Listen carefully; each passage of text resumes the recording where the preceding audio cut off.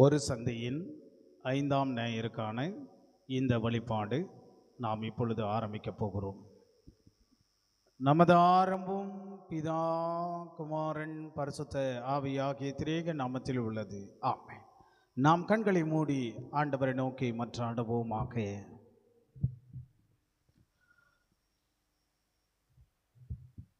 மகிமை நிறைந்த எங்கள் கடவுளே, உம்முடைய மகிமையை இந்த மண்ணுலக வாழ்விலே மனிதனுக்கு நீர் ஆண்டவரே கொடுத்து உம்முடைய ஆசீர்வாதத்தினாலே அவர்களை இணைத்து கொள்வதற்கு ஆண்டவர் இந்த தவக்காலத்தின் வழியாக ஆண்டவர் ஒரு சந்தியின் நாட்கள் வழியாக இந்த இணைப்பையே கடவுள் எங்களுடைய வாழ்விலே தந்திருக்கிறீர் சுவாமி. அப்படிப்பட்ட ஒரு வாழ்வையே இந்த நாளில் நாங்கள் பெற்றுக்கொண்டு உம்மை நன்றியோடு நினைத்து உம்மை ஆராதிக்க நாங்கள் ஆயத்தப்படுகிறோம் சுவாமி. குறிப்பாக இந்த வழிபாட்டுக்குள்ளாக நாங்கள் பாடுகிற பாடல்களும் வாசிக்கப் போகிற திருமறை பகுதிகளும் கர்த்தருடைய திருச்செய்தியும் எங்களுக்கு ஆசீர்வதித்து அருளும்படியாய் நாங்கள் வேண்டுகிறோம் சுவாமி. இந்த வழிபாட்டுக்குள்ளாக கலந்து கொண்டிருக்கிறவர்களுக்காக நாங்கள் வேண்டுகிறோம். இந்த நாள் வந்து அமர்ந்து கொண்டிருக்கிறவர்களுக்காக இந்த நாள் வர முடியாமல் சூழலில் ஆண்டவர் இருக்கிற மக்களுக்காக வேண்டுகிறோம் சாமி. கர்த்தருடைய மகிமைப்படுத்துகிற உள்ளங்கள், சிந்தனைகள், உம்மை நோக்கி பார்க்கிற எண்ணங்களாய் ஒவ்வொருடைய வாழ்விலை தந்து நீர் ஆசீர்வதிங்க சுவாமி. இந்த வழிபாட்டுக்குள்ளாக ஆண்டவரே பாடுகிறவர்களாக, இசைக்கருவி வாசிக்கிறவர்களுக்காக, அதே போல் ஆண்டவரை திருமறை படிப்பவர்களுக்காக நாங்கள் வேண்டுகிறோம். கர்த்தருடைய தெய்வீக ஆசீர்வாதத்திலே இந்த வழிபாடு தொடக்கம் முதல் முடிவரை உம்முடைய தெய்வீக பிரசன்னத்தினாலே எங்களை வழிநடத்த வேண்டும் என்று இந்த ஜெபத்தை இயேசு கிறிஸ்துவின் நாமத்தினாலே வேண்டிக் கொள்கிறோம் கர்த்தாவே. ஆமென். 67வது பாடலை நாம் பாடுவோம். பாடல் எண் 67.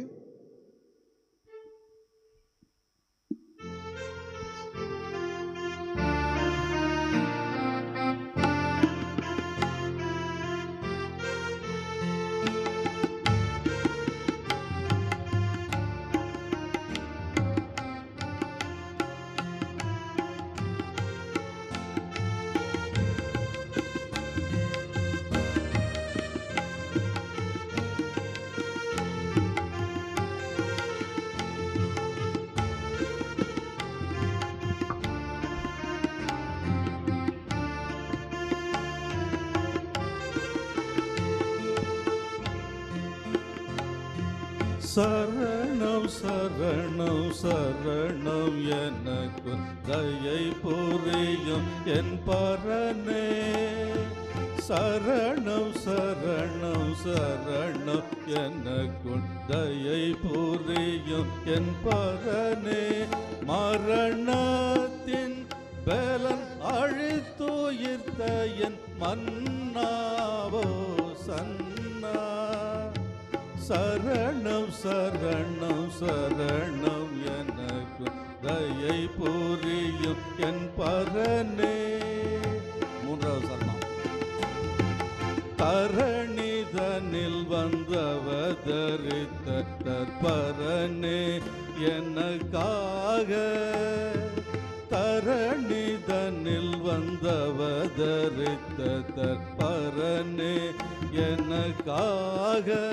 வலு மரணம் அடைந்தும் உயிர் தெழுந்ததின் மகிமை நித்திய பெருமை. சரணம் சரணம் சரணம் எனக்கு தயை புரியும் என் பரனே.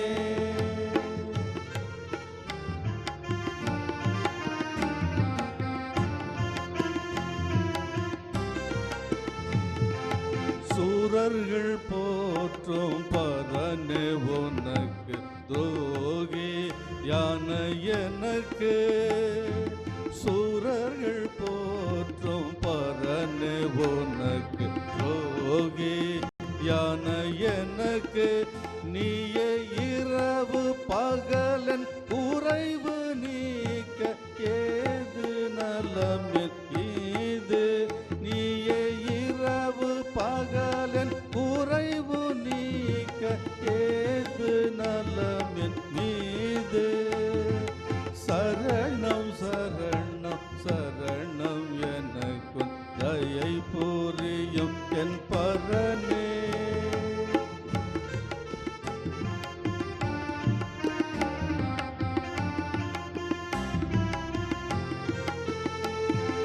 எவ்வித நன்மைக்கும் காரணனே உன்னை ஏழை அடியேனை எவ்வித நன்மைக்கும் காரணனே உன்னை ஏழை அடியேனை பற்றி இவ்வுலகத்தில் எவ்வேளையும் போற்றவே இறங்காய் எனக்கு இறங்காய் பற்றி இவ்வுலகத்தில் எவ்வேளையும் போற்றவே இறங்காய் எனக்கு இறங்காய் சரணம் சரணம் சரணம் எனக்கு தயை புரியும் என் பரனே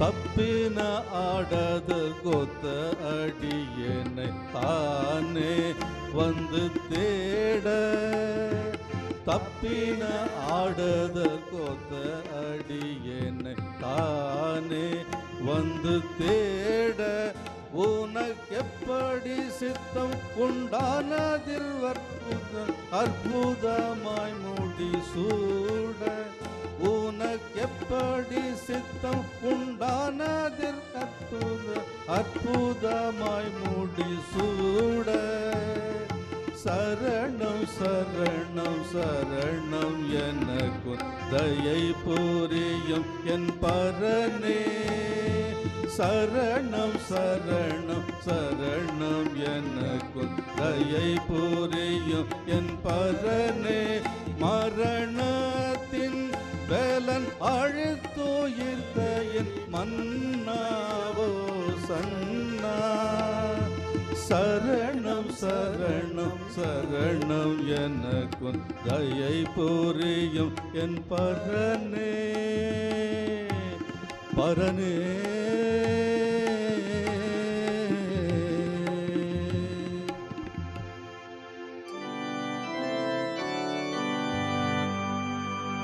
நமது ஆரம்பம் பிதா குமாரன் பரிசுத்தாவி நாமத்தில் உள்ளது.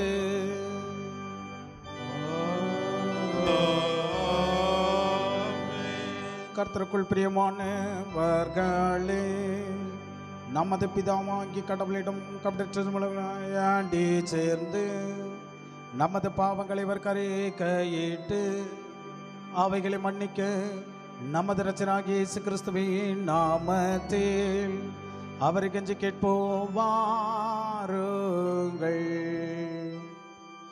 நமக்கு சகாயம் கர்த்தருடைய திருநாமத்தில் உள்ளது.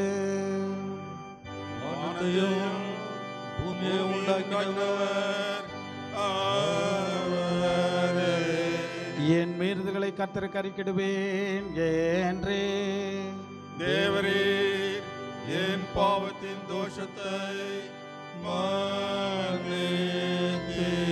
சர்வ வல்லவரான கடவுளே, எங்கள் சிருஷ்டிகரும் மீட்பருமானவரே, ஏழை பாவிகளாக்கிய நாங்கள் சுபாவத்தின்படி பாவலர்களும் திட்டுள்ளவருமாய் இருக்கிறோம் என்றோம்.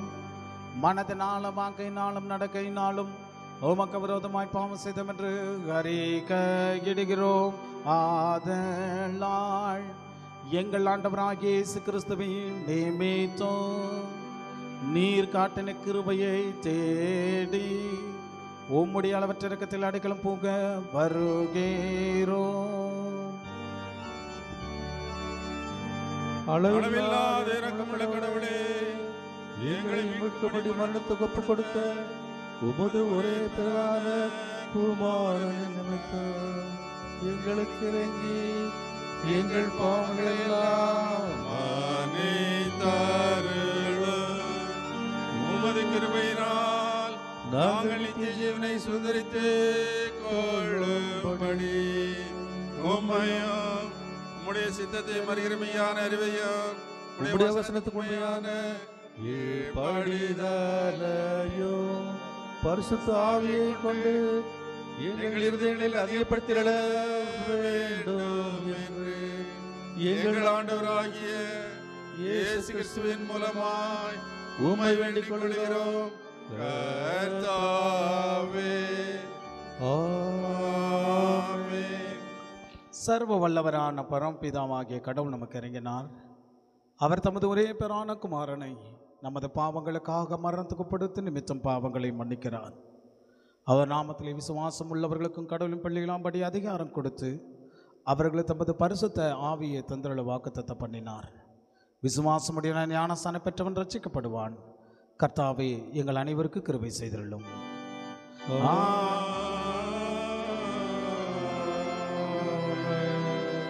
ஒரு சந்தியின் 5ஆம் ஞாயிறுக்கான ஆரம்ப வாக்கியம் பக்கம் 86வது பக்கத்தில் இருக்கிற ஆரம்ப வாக்கியத்தை நாம் பாடுவோம்.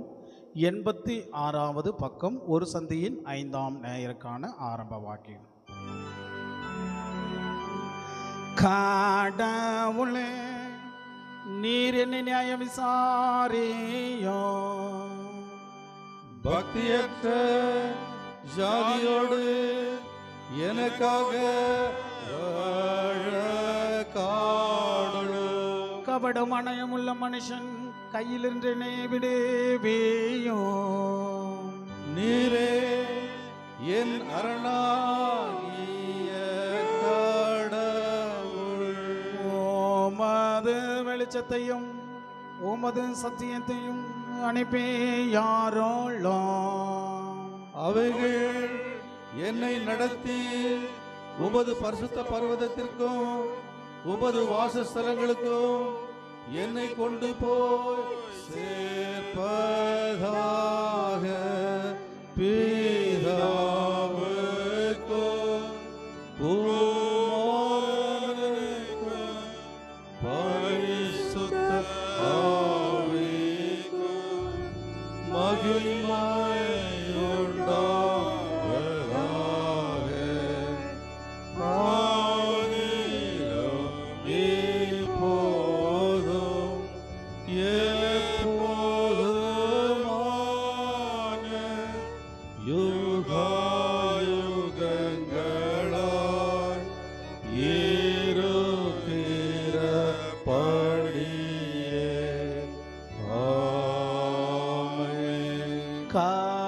கர்த்தாவே, எங்களுக்கு இரங்கும். கர்த்தாவே,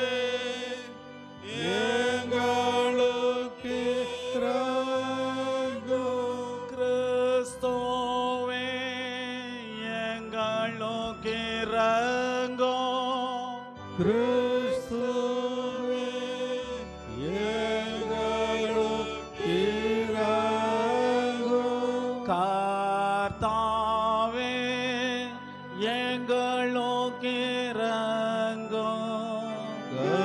கர்த்தாவே, எங்களுக்கு இரங்கும். உன்னதத்திலே கடவுளுக்கு மகிமை, பூமியில் மனிதருக்கு சமாதானம், அவர்கள் மேல் பிரியமாயிருக்கிறார். பரமராஜாவாகிய கர்த்தாவே, சர்வவல்லமையுள்ள பிதாவாகிய கடவுளே, ஒரே பேரான குமாரனும் ஆண்டவருமாகிய இயேசு கிறிஸ்துவே, உன்னதமானவரே, பரிசுத்த ஆவியானவரே, உம்மை துதிக்கிறோம், உம்மை புகழ்கிறோம், உம்மை வணங்குகிறோம், உம்மை மகிமைப்படுத்துகிறோம். உம்முடைய மகாமகிமையினால் உமக்கு ஸ்தோத்திரம் செலுத்துகிறோம். கர்த்தாவாகிய கடவுளே, கடவுளின் ஆட்டுக்குட்டியே, பிதாவின் சுதனே, உலகத்தின் பாவங்களை சுமந்து தீர்க்கிறவரே, எங்கள் ஜெபத்தை ஏற்றருளும். பிதாவின் வலது பார்சத்தில் இருக்கிறவரே, எங்களுக்கு இரங்கும். இயேசு கிறிஸ்துவே, உம்முடைய பிதாவின் மகிமையிலே பரிசுத்த ஆவியோடு நீர் ஒருவர் பரிசுத்தர், நீர் ஒருவர் ஆண்டவர், நீர் ஒருவர் உன்னதமானவரா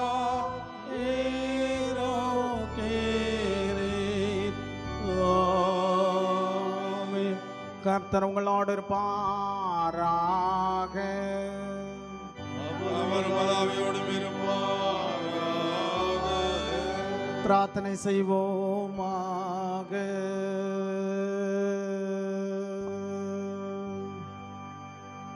சர்வ வல்லமுள்ள கடவுளே, உமது மிகுந்த தயவினாலே உம்முடைய ஜனமும் சரீர பிரகாரமாகவும் ஆத்மீக பிரகாரமாகவும் எப்பொழுதும் ஆளப்பட காக்கப்படவும் அவர்களை இரக்கமாய் கண்ணோக்கி பார்க்க வேண்டும் என்று உம்மோடு பரிசுத்த ஆவியோடும் ஏக கடவுளாய் பிழைத்தாண்டு கொண்டிருக்கிற உமது குமாரனாகிய எங்கள் நாதர் இயேசு கிறிஸ்துவின் மூலமாய் உம்மை வேண்டி கொள்ளுகிறோம்.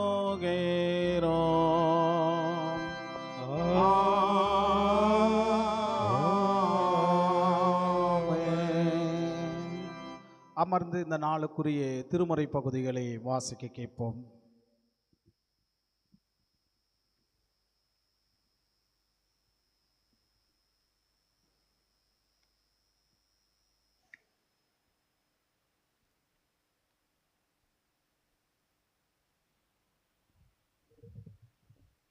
ஒரு சந்தியின் 5ஆம் ஞாயிறாக இன்றைக்காக வாசிக்க திறந்து கொள்ளப்பட்ட வேத பகுதி அது எசேக்கியேல் 37ஆம் அதிகாரம் 1 முதல் 14 வரை. எசேக்கியேல் 37ஆம் அதிகாரம் 1 முதல் 14 வரை. கர்த்தருடைய கை என்மேல் அமர்ந்து கர்த்தர் என்னை ஆவிக்குள்ளாக்கி வெளியே கொண்டு போய் எலும்புகள் நிறைந்த ஒரு பள்ளத்தாக்கின் நடுவிலே நிறுத்தி என்னை அவைகளின் அருகே சுற்றி நடக்க பண்ணினார். இதோ பள்ளத்தாக்கின் வெட்ட வெளியிலே அந்த எலும்புகள் மகா திரளாய் கிடந்தது. அவைகள் மிகவும் உலர்ந்ததுமாயிருந்தது. அவர் என்னை நோக்கி, மனுபுத்திரனே, இந்த எலும்புகள் உயிரடையுமா என்று கேட்டார். அதற்கு நான், கர்த்தராகிய ஆண்டவரே, தேவரீர் அதை அறிவீர் என்றேன்.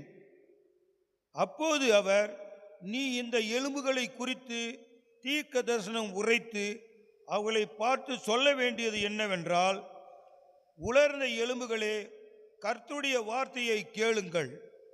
கர்த்தராகிய ஆண்டவர் இந்த எலும்புகளை நோக்கி, இதோ நான் உங்களுக்குள் ஆவியை பிரவேசிக்க பண்ணுவேன், அப்போது உயிரடைவீர்கள். நான் உங்கள் மேல் நரம்புகளை சேர்த்து உங்கள் மேல் மாம்சத்தை உண்டாக்கி உங்களை தோலினால் மூடி உங்கள் ஆவியை கட்டளையிடுவேன். அப்போது நீங்கள் உயிரடைந்து நான் கர்த்தர் என்று அறிந்து கொள்வீர்கள் என்று உரைக்கிறார் என்று சொல் என்றார். எனக்கு கட்டளையிட்டபடியே நான் தீர்க்க தரிசனம் உரைத்தேன். நான் தீர்க்க தரிசனம் உரைக்கையில் ஒரு இரைச்சல் உண்டாயிற்று. இதோ அசை உண்டாகி ஒவ்வொரு எலும்பும் தன் தன் எலும்புகளோடு சேர்த்து கொண்டது. நான் பார்த்து கொண்டிருக்கையில் இதோ அவைகள் மேல் நரம்புகளும் மாம்சமும் உண்டாயிற்று. மேற்புறமெங்கும் தோலினால் மூடப்பட்டது, ஆனாலும் அவைகளில் ஆவி இல்லாதிருந்தது. அப்போது அவர் என்னை பார்த்து, நீ ஆவியை நோக்கி தீர்க்க தரிசனம் உரை. மனுபுத்திரனே, நீ தீர்க்க தரிசனம் உரைத்து ஆவியை நோக்கி, கர்த்தராகிய ஆண்டவர் உரைக்கிறது என்னவென்றால், ஆவியே, காற்று திசை 4 வந்து கொலையுண்ட இவர்கள் உயிரடையும்படிக்கு இவர்கள் மேல் ஊது என்றார் என்று சொல் என்றார். எனக்கு கற்பிக்கப்பட்டபடி நான் தீர்க்க தரிசனம் உரைத்தேன். அப்போது ஆவி அவர்களுக்குள் பிரவேசிக்க அவர்கள் உயிரடைந்து காலூன்றி மகா பெரிய சேனையாய் நின்றார்கள். அப்போது அவர் என்னை நோக்கி, மனுபுத்திரனே, இந்த எலும்புகள் இஸ்ரவேல் வம்சத்தார் அனைவருமோ? இதோ அவர்கள் எங்கள் எலும்புகள் உலர்ந்து போயிற்று. எங்கள் நம்பிக்கை அற்று போயிற்று, நாங்கள் அறுப்புண்டு போகிறோம் என்றார்கள். ஆகையால் நீ தீர்க்க தரிசனம் உரைத்து அவர்களுடைய சொல்ல வேண்டியது என்னவென்றால், கர்த்தராகிய ஆண்டவர் உரைக்கிறார், இதோ என் ஜனங்களே, நான் உங்கள் பிரேத குழியிலிருந்து வெளிப்படவும் உங்களை இஸ்ரவேல் தேசத்துக்கு வர பண்ணுவேன். என் ஜனங்களே, நான் உங்கள் பிரேத குழிகளை திறந்து உங்கள் பிரேத குழியிலிருந்து வெளிப்பட பண்ணும்போது நான் கர்த்தர் என்று அறிந்து கொள்வீர்கள். என் ஆண்டவராகிய உங்களுக்குள் வைப்பேன், நீங்கள் உயிரடைவீர்கள். நான் உங்களை உங்கள் தேசத்தில் வைப்பேன், அப்போது நான் கர்த்தர் என்று அறிந்து கொள்வீர்கள். இதை சொன்னேன், இதை செய்தேன் என்று கர்த்தர் உரைக்கிறார் என்று சொல் என்றார். வாசிக்கப்பட்ட வேத பகுதி வாசித்து முடிந்தாயிற்று. ஆமென், ஆமென், ஆமென்.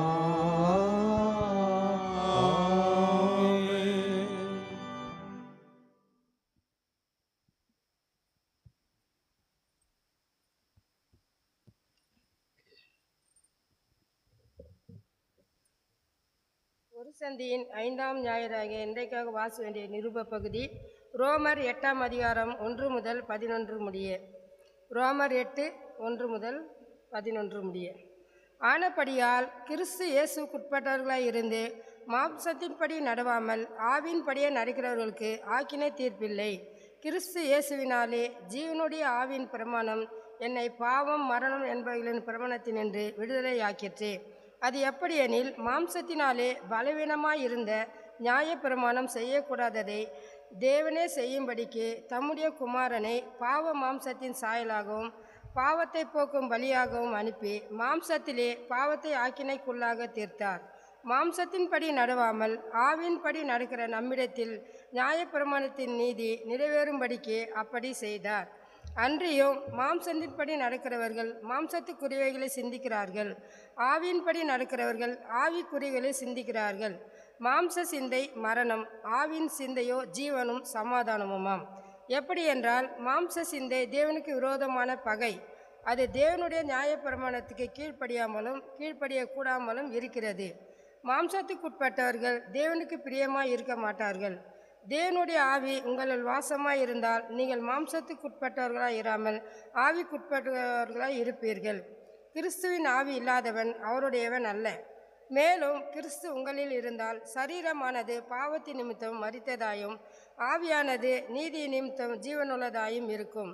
அன்றியும் இயேசு மரித்தோரிலிருந்து எழுப்பினவருடைய ஆவி உங்களில் வாசமாய் இருந்தால் கிறிஸ்துவை மரித்தோரிலிருந்து எழுப்பினவர் உங்களில் வாசமாய் இருக்கிற தம்முடைய ஆவியினாலே சாவுக்கேதுவான உங்கள் சரீரங்களையும் உயிர்ப்பிப்பார் என்றார் என்பது. ஆமென். ஆமென், ஆமென், ஆமென். ஒரு சந்தியின் 5ஆம் ஞாயிறாகிய இன்றைக்காக குறிக்கப்பட்ட சுவிசேஷ வாக்கிய பகுதி அது யோவான் எழுதின சுவிசேஷம் 11ஆம் அதிகாரம் வசனங்கள் 17 முதல் 27 முடிய, தொடர்ந்து 38 முதல் 53 முடிய. ஆண்டவரே, உமக்கு மகிமையுண்டாவதாக.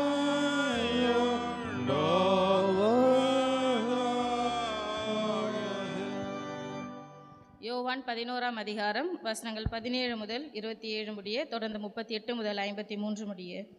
இயேசு வந்தபோது அவன் கல்லறையில் வைக்கப்பட்டு 4 நாளாயிற்று என்று கண்டார்.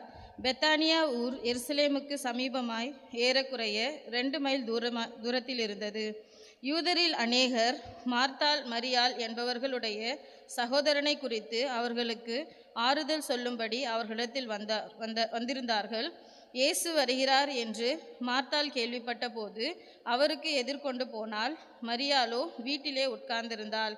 மார்த்தாள் இயேசுவினிடத்தில் வந்து, ஆண்டவரே, நீர் இங்கே இருந்தீரானால் என் சகோதரன் மரித்திருக்க மாட்டான். இப்பொழுதும் நீர் தேவனிடத்தில் கேட்டுக்கொள்வது எதுவோ அதை தேவன் உமக்கு தந்தருளுவார் என்று அறிந்திருக்கிறேன் என்றாள். இயேசு அவளை நோக்கி, உன் சகோதரன் உயிர்த்தெழுந்திருப்பான் என்றார்.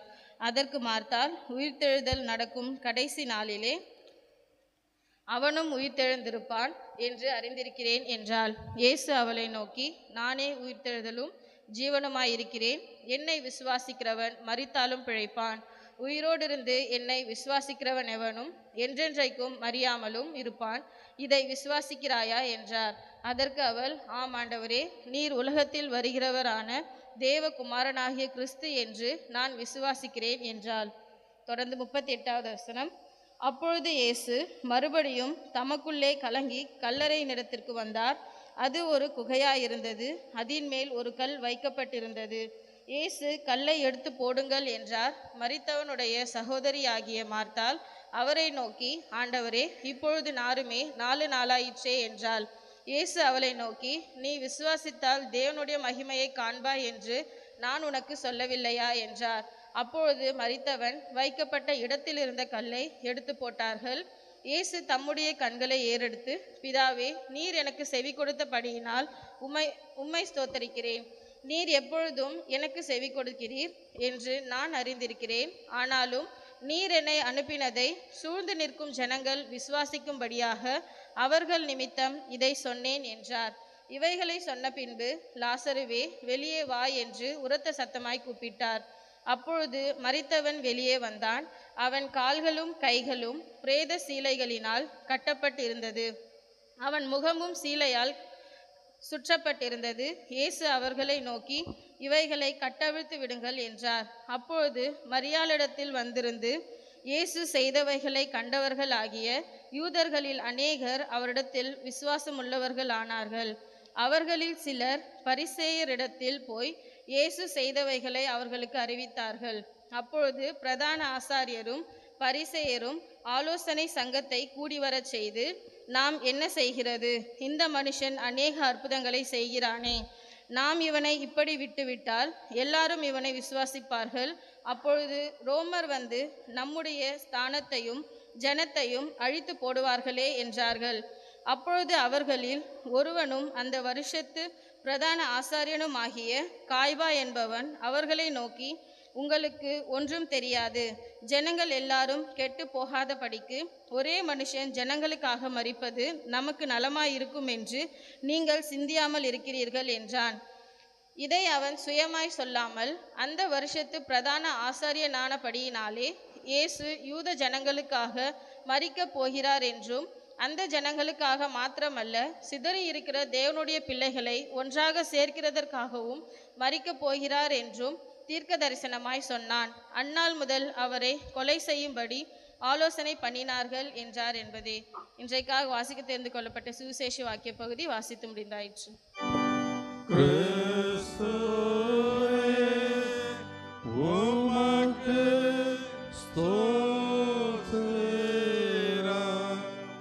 வாழ்வளிக்கும் திருவார்த்தைகளை வாசித்து கேட்ட நாம் அதற்கு மறுமொழியாக நம்முடைய விசுவாசத்தை உறுதிப்படுத்திக் கொள்ளும்படியாய் பரிசுத்தவான்களாய் இருக்கிற அப்போஸ்தலர் விசுவாச பிரமாணத்தை நாம் யாவரும் நின்ற வண்ணமாகவே பயபக்தியோடு கடவுளுடைய சமூகத்துக்கு முன்பாக சேர்ந்து அறிக்கை செய்வோமாக.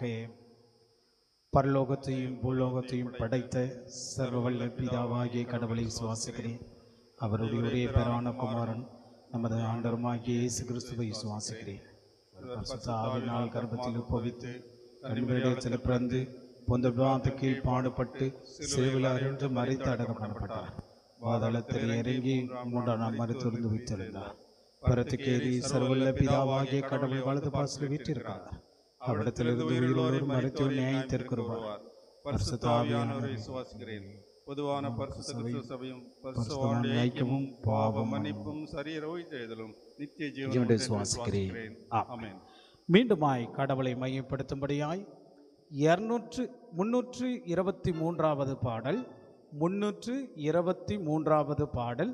இயேசுவே, உம்மை நான் பின்பற்றவே என்னை நடத்தும் என்ற பாடலை நாம் பாடி நாம் கர்த்தரை மையப்படுத்துவோம். 323வது பாடல்.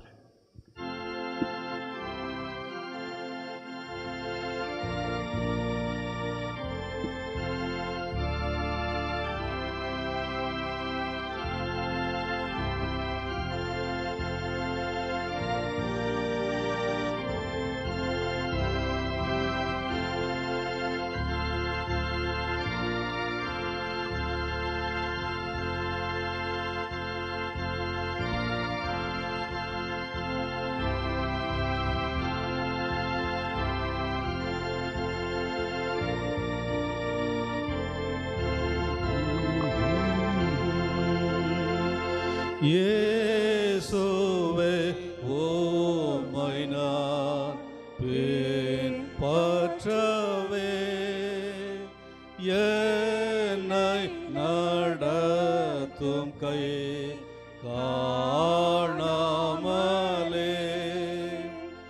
நடத்தும் நானுமை பயமில்லாமலே உமது சித்தத்தை நம்புவேனே. தீர்ப்பி என் தாகத்தை கற்பிளவே வான மன்னாவிழ நான் அஞ்சனே. ஏன் துக்கத்திலேயோ நான் பலப்படவோ நீரே என்னோடிரோ நம்புவேனே.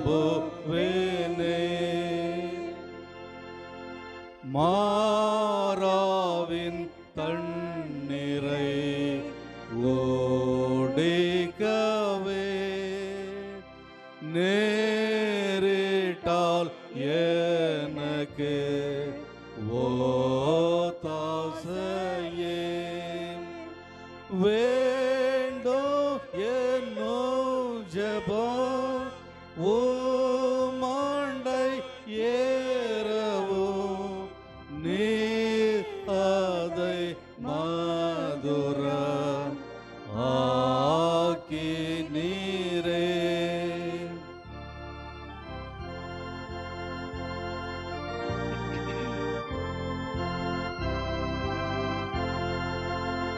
இயேசுவே உம்மோடு நடக்கவோ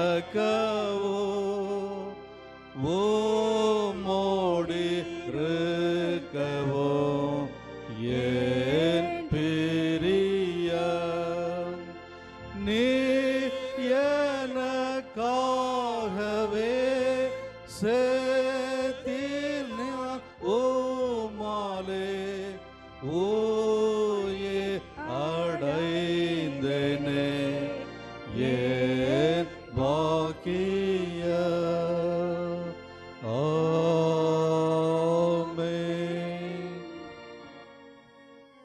ஆகிய கடவுளிடமிருந்தும் ஆண்டவனாகிய இயேசு கிறிஸ்துவிடமிருந்தும் நமக்கு கிருபையும் சமாதானத்தின் தேவன் இந்த காலை வேளையிலே கர்த்தருடைய சமூகத்துக்கு முன்பாக கூடியிருக்கிற நம் அத்தனை பேருக்கும் கடவுளுடைய ஆசீர்வாதம் அருள்வதாக ஆமென். இன்றைக்காக தியானத்திற்காக எடுத்துக்கொள்ளப்பட்ட திருமுறை பகுதியானது சற்று முன் வாசித்து கேட்ட நற்செய்தி பகுதியாக இருக்கிற அது யோவான் எழுதின நற்செய்தி நூல் 11ஆம் அதிகாரம் வசனங்கள் 17 தொடங்கி 27 மற்றும் 38 தொடங்கி 53ஆம் திருவசனங்கள் வரையும் நாம் படிக்க கேட்டோம். இந்த வேளையிலே கடவுளுடைய பிரசன்னத்துக்கும் பிரசங்கத்துக்கும் மையமாயிருக்கிற வேத பகுதியை மாத்திரம் எடுத்து வாசித்து நாம் இறை தியானத்திற்குள்ளாக நம்முடைய சிந்தனை கடந்து செல்வோம். அது 41வது வசனம். இயேசு அவளை நோக்கி, நீ விசுவாசித்தால் தேவனுடைய மகிமையை காண்பாய் என்று நான் உனக்கு சொல்லவில்லையா என்றாள். அப்பொழுது மரித்தவன் வைக்கப்பட்ட இடத்திலிருந்து கல்லை எடுத்து போட்டார்கள். இயேசு தம்முடைய கண்களையே ஏறெடுத்து, பிதாவே, நீர் எனக்கு செவி கொடுத்தினபடியினால் உம்மை ஸ்தோத்தரிக்கிறேன் என்றார் என்பதை ஜெபம் செய்வோம்.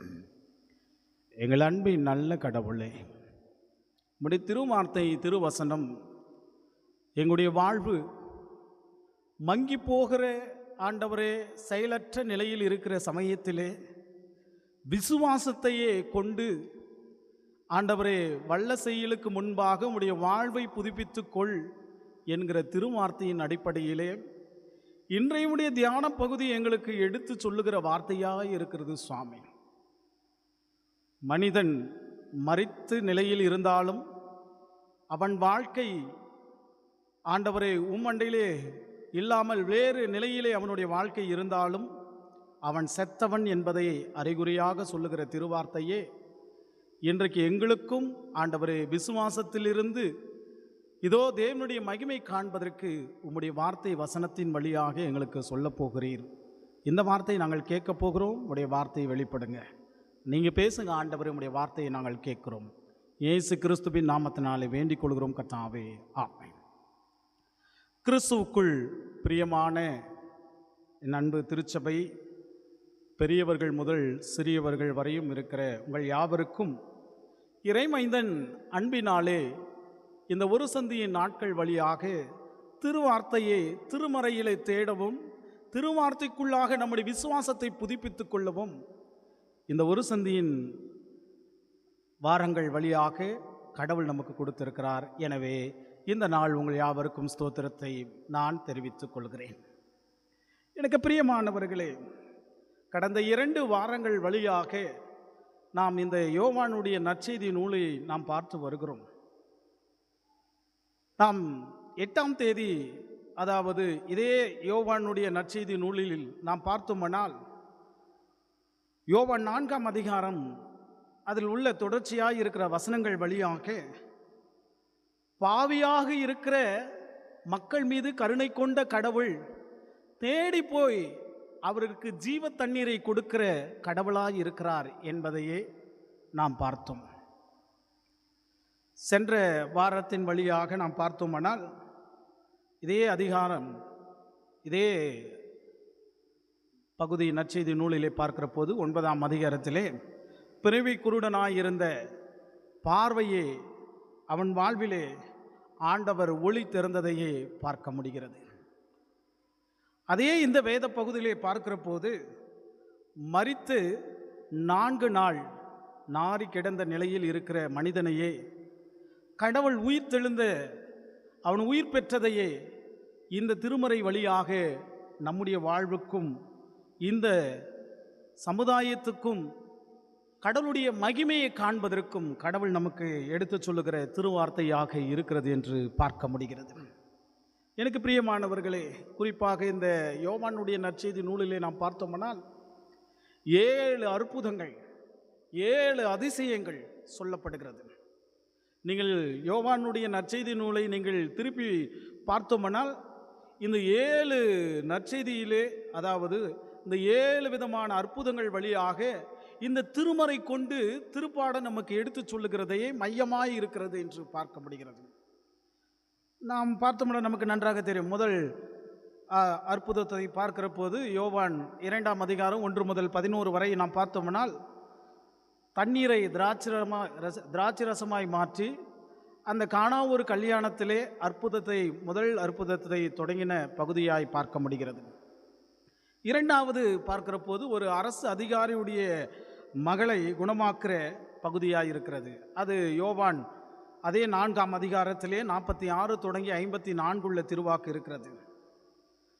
அது மாத்திரமல்ல, பெதஸ்தா குளத்தின் வழியாக 5ஆம் அதிகாரத்திலே 1 முதல் 15 வரை நாம் பார்த்தோமானால் 38 நாட்கள், அதாவது 38 ஆண்டுகள் அந்த நோயாளி தன் வாழ்வையே அந்த குளத்தின் அருகிலே அமர்ந்து இருந்த ஒரு சூழல் இருந்தது. எனவே அந்த மனிதனுக்கு சுகம் கொடுத்ததையே இந்த பகுதி வலியுறுத்தி காட்டப்படுகிறது. யோவான் 6ஆம் அதிகாரம் 16 தொடங்கி 21 உள்ள திருவாக்குகளை பார்க்கிற போது இயேசு கடல் மேலே நடந்ததையே பார்க்க முடிகிறது. இயேசு கடல் மீது நடக்கிற போது சீடர்கள் பயந்த நிலையிலே அந்த மகிமையின் காட்சியை அவர்களுக்கு வெளிப்படுத்தி ஐயப்படாதே என்று சொல்லி நான் தான் என்று அந்த வார்த்தை அவர்களுக்கு சொல்லப்படுகிறது. அதே அதிகாரத்தில் யோவான் 6ஆம் அதிகாரம் 1 முதல் 14 வரை நாம் பார்த்தோமானால் அங்கு 5000 பேருக்கு உணவு கொடுத்த கடவுளாயிருக்கிறார். அது மாத்திரமல்ல, சென்ற வாரத்துடைய பிரசங்கத்தின் வழியாக பார்க்கிற போது கூட பிறவி குருடனை குணப்படுத்துகிற வார்த்தையாய் இருக்கிறது. இந்த நாளிலே லாசரு உயிரோடு எழுப்புகிற, எனவே 7வது அற்புதத்தை குறித்து இந்த தியான பகுதியாக நமக்கு சொல்லப்படுகிறது. எனவே திருமறையிலே யோவான் நற்செய்தி நூலிலே 7 அற்புதங்கள் ஆண்டவர் சொன்னதை இந்த 7ஆம் அற்புதத்தின் வழியாக, இந்த ஒரு சந்தியின் நாட்கள் வழியாக நம்முடைய விசுவாசத்தை புதுப்பித்துக் கொள்ள கடவுள் நம்முடைய வாழ்விலே கொடுக்கிறதை பார்க்க முடிகிறது. எனவே அப்படிப்பட்ட விசுவாசத்தின் அடிப்படையிலே பார்க்கிற போது 3 காரியம் கடவுள் நமக்கு முதன்மையாய் வைக்கிறார். ஒன்று, கடவுளுடைய பிள்ளைகள், அதாவது கடவுளுடைய பிள்ளைகளினுடைய வாழ்க்கையிலே துன்பங்கள் வரும். எதற்காக வரும்? அவருடைய மகிமைக்காகவே வரும் என்று சொல்லப்படுகிறது. துன்பம் வரும், ஆனால் அவருடைய மகிமை காணப்படும். அந்த துன்பத்தின் மத்தியிலே மகிமை காணப்படும். 2வது பார்க்கிற போது, கடவுளுடைய பிள்ளைகளுக்கு அந்த துன்பங்கள் மத்தியிலே கடவுள் ஜீவனுள்ள கடவுளாய் இருக்கிறார் என்று சொல்லப்படுகிறது. ஜீவனுள்ள கடவுளாய் இருக்கிறார் என்று சொல்லப்படுகிறது. 3வது, கடவுளுடைய பிள்ளைகள் ஜீவனுள்ள கடவுளை விசுவாசிக்கிற பிள்ளைகளாய் இருக்கிற நம்ம எப்பொழுதும் விசுவாசமாய் இருக்க வேண்டும். எப்பொழுதும், எனி டைம் கடவுளுடைய விசுவாசத்தின் பிள்ளைகளாக இருக்க வேண்டும் என்பதுதான் ஆண்டவர் நமக்கு சொல்லுகிற திருமறை பகுதியாக இன்று 3 காரியத்தின் வழியாக நமக்கு சொல்லப்படுகிற வார்த்தையாயிருக்கிறது. எனக்கு பிரியமானவர்களே, அப்படிப்பட்ட விசுவாசத்தின் பிள்ளைகள் நம்முடைய வாழ்க்கையிலே விசுவாசம் ஆண்டவரை நோக்கி பார்க்கிற ஒரு சூழல் இன்றைக்கு மார்த்தாள் மரியாளுக்கு இருந்த அந்த சூழல் நம் விசுவாச வாழ்க்கையிலே அந்த சூழல் இருக்க வேண்டும் என்று பார்க்க முடிகிறது. முதலாவது பார்த்தோம்னால், வாழ்க்கையிலே துன்பங்கள் அவர் மகிமைக்காக வருகிறது என்று சொல்லப்படுகிறது. அன்பார்ந்தவர்களே, இந்த பெத்தனியா ஊர் என்பது எருசலேமிலிருந்து கிட்டத்தட்ட எருசலேமுக்கு முன்பாக 2-3 கிலோமீட்டர் தொலைவில் தான் இந்த பெத்தானியா ஊர் இருக்கிறது. இயேசு எப்பொழுதெல்லாம் எருசலேமுக்கு போகிறாரோ அப்போதெல்லாம் இந்த பெத்தானியா ஊருக்கு என்ன பண்ணுவார்? அவர் போவார். அப்படி என்ன இந்த பெத்தானியா ஊரில் இருக்கிற விசுவாசம் என்ன என்று பார்த்தோம்னால், ஊரில் இருக்கிறவங்க எல்லாரும் ஏற்றுக்கொள்ள இயேசுவை.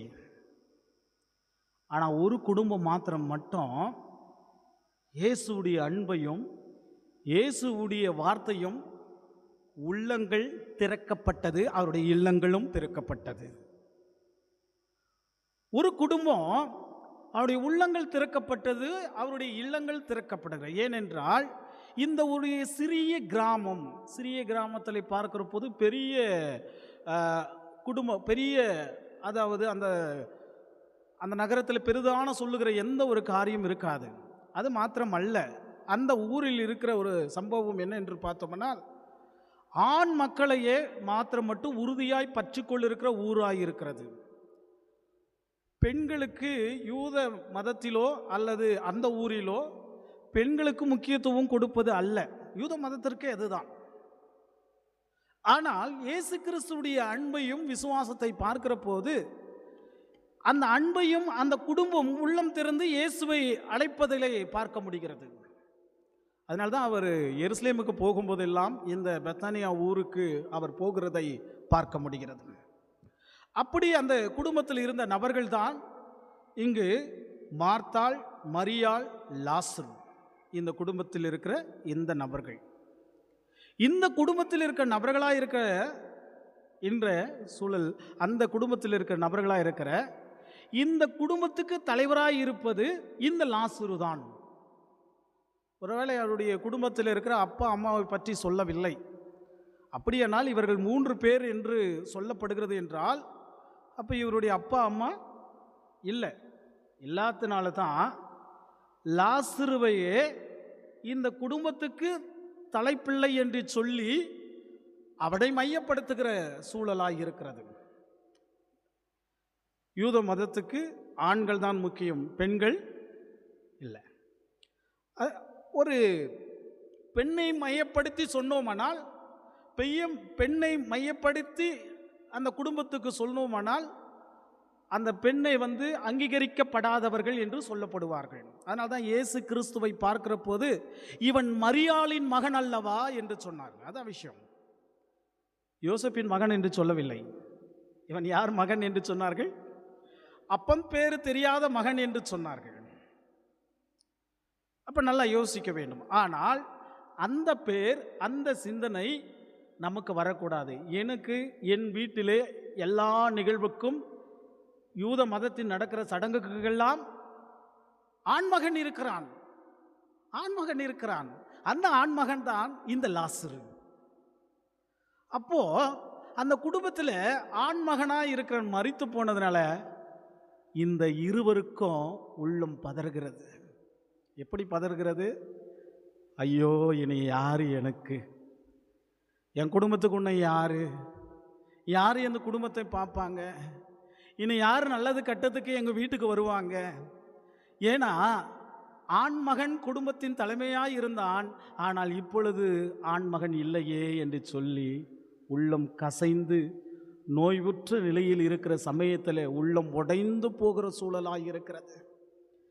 எனக்கு அன்பான பிரியமான திருச்சபை மக்களே, இன்றைய சூழல் மனிதனுடைய வாழ்க்கையிலே துன்பங்கள் வருகிற போது தன் துன்பங்கள் மத்தியிலே அபாய குரலின் அழுகை சத்தம் வரும்.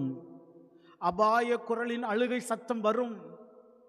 அந்த அழுகையின் குரலில் வழியாக அந்த ஒரே காரியம்தான் மைண்டு நமக்கு தோன்றும். ஒரே காரியம்தான். எப்படி குதிரைக்கு கடிவாளம் போட்டால் ஒரே பாதை, ஒரே சிந்தனை, அதே போலதான் துன்பம் நம்முடைய வாழ்க்கையில் வருகிற போது, பிரச்சனைகள் வருகிற போது பல காரியங்கள் நம்முடைய வாழ்க்கையை நம்பிக்கை இழந்து போவோம். பல காரியங்கள் நம்முடைய வாழ்க்கையில் அந்த சிந்தனை திரும்பி பார்க்க முடியாது. ஆனால் ஒரே காரியம் மட்டும்தான் நம்ம அதை ஃபோக்கஸ் பண்ணி கொண்டே இருப்போம். அப்போ தன்னுடைய சகோதரன் மரித்து விட்டான், தன்னுடைய சகோதரன் நோய்வாய்ப்பட்டான் என்ற அந்த துன்பம் தன்னுடைய உள்ளத்தில் ஏங்கதனால மரியாளுக்கு கையும் ஓடலை, காலும் ஓடலை. மார்த்தாளுக்கும் தன் உள்ளம் தம்பியே நினைத்து, அதாவது தம்பியா அண்ணனா தெரியாது, சகோதரன் என்று சொன்ன வார்த்தை, தன் சகோதரனை நினைத்து உள்ளம் பதைத்து அபாய குரலின் அழுகை சத்தம் வருகிறது. திருமறையிலே கூட நாம் பார்க்கிறோம். 130ஆம் சங்கீதம், இன்றைக்குடைய சங்கீத பகுதியிலே 130ஆம் சங்கீதத்திலே நாம் பார்த்தோமானால் ஆண்டவர் சொல்லுகிறார். 1வது வசனத்திலே பார்க்கிற போது, கர்த்தாவே, ஆழங்கள் இருந்து உம்மை நோக்கி நான் கூப்பிடுகிறேன். ஆண்டவரே, என் சத்தத்தை கேளும். ஆழங்கள் இருந்து உம்மை நோக்கி நான் கூப்பிடுகிறேன், என் சத்தத்தை கேளும் சாமி என்று சொல்லி சங்கீதக்காரன் சொன்னான். எதற்காக? அவனுடைய வாழ்க்கையில் துன்பம் வருகிறது. ஆரோகணா சங்கீதம் என்று சொல்லப்படுகிற 130ஆம் சங்கீதம். அப்போ அந்த ஆரோகணா சங்கீதம் என்பது பலவிதமான பிரச்சனைகளை கடவுளிடத்தில் மன்றாடி சொல்லுகிற வார்த்தை.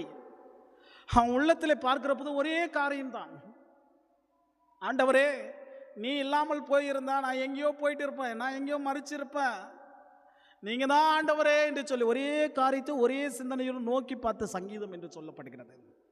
அதனால தான் அவனுடைய அபாயத்தின் குரல் வழியாக ஆண்டவரை நோக்கி பாடுகிறான். ஆழங்களிலிருந்து உம்மை நோக்கி நான் கூப்பிடுகிறேன். எப்படி கூப்பிடுகிறானா?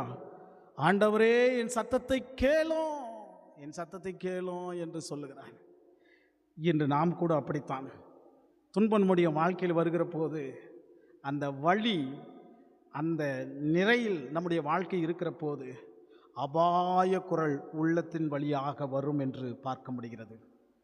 அதனால தான் நாம் பார்த்தோம்னால் மார்க்கு 10ஆம் அதிகாரம் 17வது வசனத்தில் அங்கு நாம் பார்த்தோம்னா, பரிதேயு என்கிற பார்வையற்றவனாய் இருந்த மனிதன் என்னன்னு கூப்பிடுறான், தாவீது குமாரனே எனக்கு இறங்கும். ஏன்? அந்த சத்தத்தை கூட அதற்றுகிறார்கள், சத்தம் போடாதே என்று. ஆனால் அதை விட சத்தம் என்ன பண்ணுகிறான்? ஏன் ஏன் அவன் அப்படி கூப்பிட்டான்? இல்லை, தாவீது குமாரனே என்று சொல்லுகிற போது அவன் பிரச்சனை பார்வைக்காக சொல்லவில்லை. அது ஒரு பக்கம் பார்வை இருந்தால், ஆனால் நம்முடைய உள்ளான இருக்கிற சிந்தனை வேற என்று சொல்லப்படுகிறது. ஏன் என்று சொன்னால், தாவீது எருசலேமுக்குள்ளாக இருக்கிற போது இங்கு குஷ்டரோகியோ, நோய்வாய்ப்பட்டவனோ, பார்வையற்றவனோ, எல்லோரும் எங்கே இருக்கக்கூடாது? எருசலேமில் இருக்கக்கூடாது. அவனெல்லாம் தூக்கி எங்கே போட்டாங்க? பள்ளத்தாக்கு வழியாக, எருசலேமுக்கு வெளியாக போட்டார்கள். அப்படி எருசலேமுக்கு வெளியாய் போட்டதுனால அன்றைக்கு தாவீது குமாரனாய் இருக்கிற தாவீது அன்றைக்கு போட்ட சட்டம் இன்றைக்கு வர நான் எருசலேமுக்குள்ளே போகவில்லையே. அப்போ என்ன சொல்றாருன்னா, தாவீது குமாரனே எனக்கு இறங்கும். உங்கள் அப்பா போட்ட சட்டம், உன் வம்சத்தில் வந்து போட்ட சட்டம், இதை என்ன பண்ணு, எனக்கு எடுத்து போடு என்று தன் அபாய குரலின் வழியாக அவன் சத்தம் எடுக்கிறான். சத்தம் எடுக்கிற போது நீ அதை சுட்டி காட்டி சொன்னபடினாலே நான் உனக்கு என்ன செய்ய வேண்டும் என்கிற உள்ளம் சொன்னது போல அப்பொழுது சொல்கிறான், நான் பார்வை அடைஞ்சா நான் உள்ளே போவல, அதனால் எனக்கு பார்வை திறக்க வேண்டும் என்று கேட்குறான். அப்பொழுது அந்த பார்வை பெறுகிறதை பார்க்க முடிகிறது. என் அன்பான பிரியமான தேவ ஜனமே, இன்றைக்கு நம்முடைய வாழ்க்கையில் துன்பம் என்கிற ஒரு சிறிய பிரச்சனை வருகிற போது அது பெரிய பயம் நம்முடைய வாழ்க்கையில் வருகிறது. சிறிய பிரச்சனை பெரிய பயமாய் வருகிறது. துன்பம் நம்முடைய வாழ்க்கையில் வருகிற போது நம்பிக்கை இழக்கக்கூடிய சூழல் நம்முடைய வாழ்க்கையில் வரும்.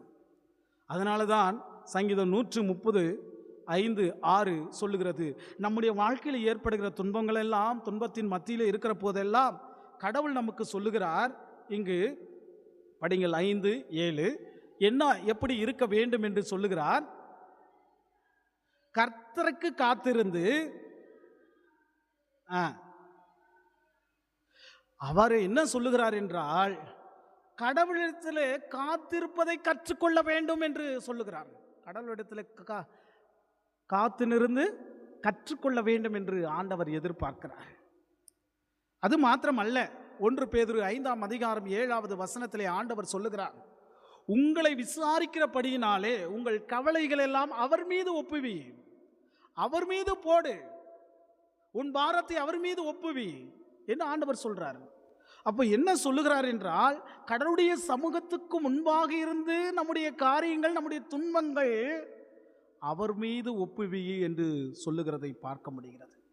எனவே இந்த நேரத்தில் பதறிய நிலையில உள்ளம் இருக்கிறது. இயேசுடைய மகிமைக்காக காத்திருக்க வேண்டும். அந்த மகிமைக்காக தான் 2 நாட்கள் அவன் நோய்வாய்ப்பட்டு இருக்கிறதை இயேசு அறிந்து அந்த 2 நாட்களுக்கு முன்பாக ஆளை அனுப்பி விஷயம் தெரிந்த உடனே இயேசு கடவுளுடைய மகிமைக்காக காத்திருந்தார். அப்படி மகிமைக்காக காத்திருந்தார். அப்போ துன்ப வேளையில் வருகிற போது அந்த துன்பத்தின் மத்தியிலே கடவுள் இருக்கிறார். கடவுளுடைய மகிமைக்காக நாம் அவரை தேட வேண்டும்.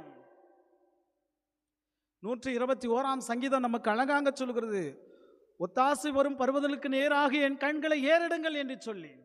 அப்போ அவருக்காக, அந்த ஒத்தாசைக்காக நாம் காத்து கொண்டு அவருடைய கண்களுக்கு முன்பாக, பர்வதங்களுக்கு முன்பாக நாம் ஏறெடுக்கிற நம்பிக்கை நம்முடைய வாழ்க்கையில் இருக்க வேண்டும். எனவே குடும்பத்தின் ஆண்மகன் இறந்த நிலையில் இருக்கிற போது உள்ளம் அந்த காத்திருக்கிற தன்மையே இயேசு என்கிற மேசையா என்கிற அவர் வல்லவர் என்பதையே அவருடைய உள்ளங்கள் மறைந்து துன்பத்தினுடைய எண்ணங்கள் வெளியே அவர்களுடைய உள்ளங்கள் இருந்தது. அந்த துன்பத்தின் நிலையில் இருக்கிற போது விசுவாசம் மறந்த நிலையில் இருந்தார்கள். இயேசு அற்புதம் செய்கிறவர், வல்லமை எழுப்புகிறவர் என்பதை அவர்கள் மறந்து இருந்தார்கள். அதுதான் இங்கு சொல்லுகிறது. என் அபாய குரலுக்கு மத்தியில் அவருடைய மகிமைக்காக காத்திருந்தார்கள். வேதத்தில் கூட அவருடைய மகிமைக்காக 25 வருடம் காத்திருந்தார்கள். 25 வருடம் காத்திருந்தார் ஆபிரகாம். 75 வயதிலே ஊர் என்கிற கல்தேயர் பட்டணத்திலே தேராக்கு மகனாக பேர் பெற்ற நிலையில் இருந்த ஒரு குடும்பம், அவனை 75 வயதிலே ஆண்டவர் அழைக்கிறார், நீ போப்பா, நான் காண்பிக்கிற தேசத்துக்கு போன்னு சொல்றாரு. தேசம் தெரியாது. அதற்கு பின்பாதான் தேசம் என்ன தேசம் என்று வெளிப்பாடு வருகிறது. போகிறான் 25 வருடம் அவருடைய மகிமைக்காக காத்திருந்தான். உன் சந்ததியை நான் பெருக பண்ணுவேன் என்று சொல்லி அந்த மகிமைக்காக காத்திருந்தான். அந்த மகிமை அவன் காத்திருந்த வருடம் எவ்வளோ? 25 வருடம். அது மாத்திரம் அல்ல, ஆண்டவர் நமக்கு சொல்றார், இன்றைக்குடைய கால சூழலுக்கு மத்தியிலே சொல்லுகிறார். 1 சாமுவேல் 1ஆம் அதிகாரம் 27வது வசனத்திலே பார்க்கிற போது, பிள்ளை செல்வம் இல்லாத உறவுகள் அந்த நல்ல காரியங்களுக்கு மத்தியிலும் பல காரியங்களுக்கு மத்தியில் இன்னலுக்கு ஆளான ஒரு சூழல் இருந்தால் யார் அவள்? அன்னாள். மலடி என்கிற ஒரு தருணத்தின் வழியாக மனிதர்கள் மத்தியிலே பேசின வார்த்தையே உள்ளம் கசைந்து அழுதாள். தேவனுடைய ஆலயமே கதி என்று சொல்லி நாள்தோறும் அவருடைய மகிமைக்காக காத்திருந்தாள். மனிதனுடைய உள்ளம் பேசுகிறது ஒரு பக்கம். கட்டண புருஷனாய் இருக்கிறவன் சொல்லுகிறான், நானே உனக்கு மகன் என்று நினை என்று சொல்லுகிறான். நானே உன் மகன் என்று நினை என்று சொல்கிறான். அத்தனை உள்ளங்களுக்கு மத்தியில் இருக்கிற போது இயேசுவுடைய மகிமைக்காக காத்திருந்தாள். அவருடைய மகிமைக்காக காத்திருந்தாள். அப்பொழுது அவருடைய வாழ்விலே அந்த மகிமை பிறந்தது என்று பார்க்க முடிகிறது. அதனால தான் ரோமர் 8ஆம் அதிகாரம் இன்றைக்குடைய திருவார்த்தையின் நிருப பகுதி ரோமர் 8:17 பார்க்கிற போது ஆண்டவர் சொல்லுகிறார், படிங்கள். 8:17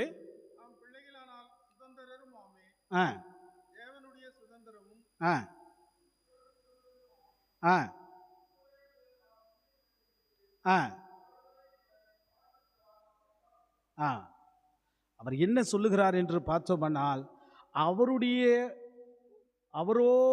பாடுபடுகிற போது, அவரோடு துன்பத்தை அனுபவிக்கிற போது அந்த மகிமை நமக்கு உண்டு என்று சொல்லப்படுகிறார். துன்பங்கள் வந்தால் மகிமை உண்டு என்று நினைங்க. துன்பங்கள் வந்தால் மகிமை உண்டு. அதுதான் இங்கு லாசருக்கு வெயிட் பண்றாரு. லாசருக்கு முன்பாக வெயிட் பண்றாரு. 4வது வசனத்திலே பார்க்கிற போது, வியாதியாயிருந்த அவன் மரணம் என்கிற தருணத்தில் வருகிற போது அங்க படிங்க. மரணத்துக்கு ஏதுவாயிராமல் கடவுளுடைய மகிமைக்காக விளங்குவதற்காக ஏதுவாயிருக்கிறது. அப்போ துன்பம் நம்முடைய வாழ்க்கையிலே மரணம் சந்தித்தாலும் அவருடைய மகிமைக்காக ஏதுவாயிருக்கிறது என்று உள்ளம் நினைக்க வேண்டும். அப்போ அவருடைய மகிமைக்காக காத்திருக்கிற எண்ணங்கள் நினைக்க வேண்டும் என்று ஆண்டவர் இந்த இடத்திலே சொல்லுகிறது பார்க்க முடிகிறது. எனவே முதலாவது, துன்பம் நம்முடைய வாழ்க்கையில் வரும்போது அந்த துன்பத்தை மாற்றி மகிமைக்காக காத்திருக்க வேண்டும் என்பதை ஆண்டவர் இந்த இடத்திலே சொல்லுகிறதை பார்க்க முடிகிறது. 2வது பார்க்கிற போது, கடவுளுடைய பிள்ளைகளுக்கு இந்த துன்பத்தின் மத்தியிலே ஜீவன் உள்ள கடவுளாய் இருக்கிறார் என்பதை நாம் நினைக்க வேண்டும். துன்பங்களுக்கு மத்தியிலே உயிர் கொடுக்கிற கடவுளாய் இருக்கிறார் என்பதை நாம் என்ன பண்ணோம்? நினைக்க வேண்டும். அன்பார்ந்தவர்களே, ஒரு பெரிய ஒரு மருத்துவமனையிலே ஒரு வாலிபன் ஐசியூ பிரிவிலே அவருடைய உள்ளம் விபத்துக்குள்ளாக அவருடைய சரீரம் உடைந்து போன நிலையிலே மருத்துவமனையிலே சேர்க்கப்பட்ட நிலையில் இருந்தது. அந்த நிலையில் இருக்கிற போது டாக்டர் எல்லாம் சொன்னாங்க, நீ ஹோப் இல்லை என்று சொல்லிவிட்டாங்க. அவ்வளவுதான் முடிந்தது என்று சொன்னாங்க. எல்லாம் முடிந்தது என்று நினைத்தார்கள். டாக்டர் வந்து சொல்லுகிறார், எல்லாம் முடிந்தது என்று சொன்னார். உறவுகள் உள்ளம் தன்னுடைய அந்த பாசத்தின் அன்பின் நிலையிலே அழுகிறார்கள், மன உடைந்த நிலையிலே அழுகிறார்கள். ஆனால் அவருடைய தாய் சொல்லுகிறாள், அந்த உள்ளம் என்ன சொல்லுகிறது? மருத்துவர்கள் வந்து முடிவை சொல்லிவிட்டார்கள், ஆனால் என் தேவனிடத்தில் இன்னும் முடிவு வரவில்லை. மருத்துவர்கள் முடிவு சொல்லிவிட்டார்கள், ஆனால் கடவுளிடத்திலிருந்து இன்னும் என் மகனுக்கு முடிவு வரவில்லை என்று சொல்லுகிறார். எனக்கு பிரியமானவர்களை, இன்றைக்குடைய வாழ்க்கையை நினைக்கலாம். டாக்டர் சொல்லியிருப்பார்கள் முடியாது என்று சொல்லி, அவ்வளவுதான் என்று. மனிதர்கள் சொல்வார்கள் இனி முடியாது என்று சொல்வார்கள். சூழ்நிலைகள் சொல்லும், நம்பிக்கை இல்லாமல் நிலையில் இருக்கிற போது அவ்வளவுதான் என்று சொல்லும்.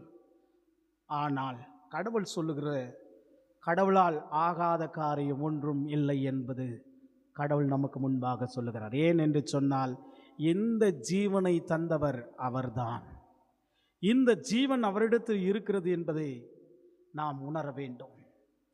இந்த ஜீவன் எத்தனையோ பேர் எத்தனையோ நிலையிலே நமக்கு வருகிற பலவீனத்து மத்தியிலே அவ்வளவுதான் என் சரீரம் இனி அவ்வளவுதான் மரணத்துக்கு நேராக என்னுடைய உள்ளம் இருக்கும் என்று சொல்ல முடியும்.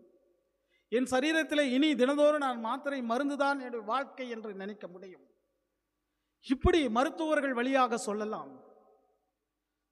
ஒருவேளை நீங்கள் எடுக்கிற மருந்து மாத்திரை, இந்த மாத்திரையினால் தான் நான் உயிர் வாழ்கிறேன் என்று சொல்லி நினைக்கலாம். இது டாக்டரால் கொடுக்கப்பட்டிருக்கிற இந்த அறிவுரை நிலையில் தான் என்று சொல்லி மனித சிந்தனையிலே வெளிப்படலாம். ஆனால் தேவன் நமக்கு கொடுத்திருக்கிற ஒரு மருந்து இருக்கிறது. அந்த மருந்துக்காக, அந்த ஜீவனுக்காக, அந்த மருந்து வழியாக கொடுக்கிற ஜீவனையே கடவுள் அவர்தான் கொடுப்பார், அவர்தான் நம்முடைய வாழ்க்கையில் வரும் என்பதை நாம் நினைத்து அவரிடத்திலே நம்பிக்கையோடு இருக்க வேண்டும். ஆனால் இந்த இடத்துல அந்த நம்பிக்கை இழந்த நிலையில் இருக்கிறார்கள். நீங்கள் வாசிங்கள் 21வது வசனத்தில், இயேசுவிடத்தில் வந்து, ஆண்டவரே நீங்க இங்கே இருந்திருந்தால் என் சகோதரன் மரித்திருக்க மாட்டானே. அப்ப என்ன சொல்லுகிறார் என்றால், அவர் உயிர்த்தெழுந்த நம்பிக்கையை சொல்லவில்லை. 2 பேர் பெண்களா இருக்கிறோம், என் சகோதரனை தூக்கின்னு போக எங்க முடியல. ஆனா நீங்க இருந்தீங்களா என்னுடைய சகோதரனை நீங்க என்ன பண்ணியிருப்பீங்க? அவனை மறிச்சிருக்க மாட்டீங்க. நீங்க எங்க தூக்கின்னு போய் எங்கெங்கயோ மருத்துவமனைக்கு கூட்டின்னு என்ன பண்ணியிருப்பீங்க? நீங்க போயிருப்பீங்க. 23வது வசனம், இயேசு அவளை நோக்கி உன் சகோதரன் உயிர்த்தெழுந்திருப்பான் என்றார். உன் சகோதரன் உயிர்த்தெழுந்திருப்பான் என்று சொல்லுகிறார். அந்த நம்பிக்கை, நான் இருந்தா உயிர்த்தெழுந்திருப்பேன்னா, நான் இருந்தா அவனை என்ன பண்ணியிருப்பான்? உயிரோடு எழுந்திருப்பேன் என்று சொல்லியிருக்கான். மரித்திருக்கிறான், இருந்தாலும் அவனை என்ன பண்ணியிருப்பேன்? நான் உயிர்த்தெழுந்திருப்பேன் என்று சொல்றாரு. ஆமாண்டவரை, நீ போதிக்கிற போதனை எங்களுக்கு தெரியல. என்ன போதனை? தானியேல் 12ஆம் அதிகாரம் 2வது வசனத்திலே சொல்லுகிறது. என்ன போதனை? தானியேல் 12:2.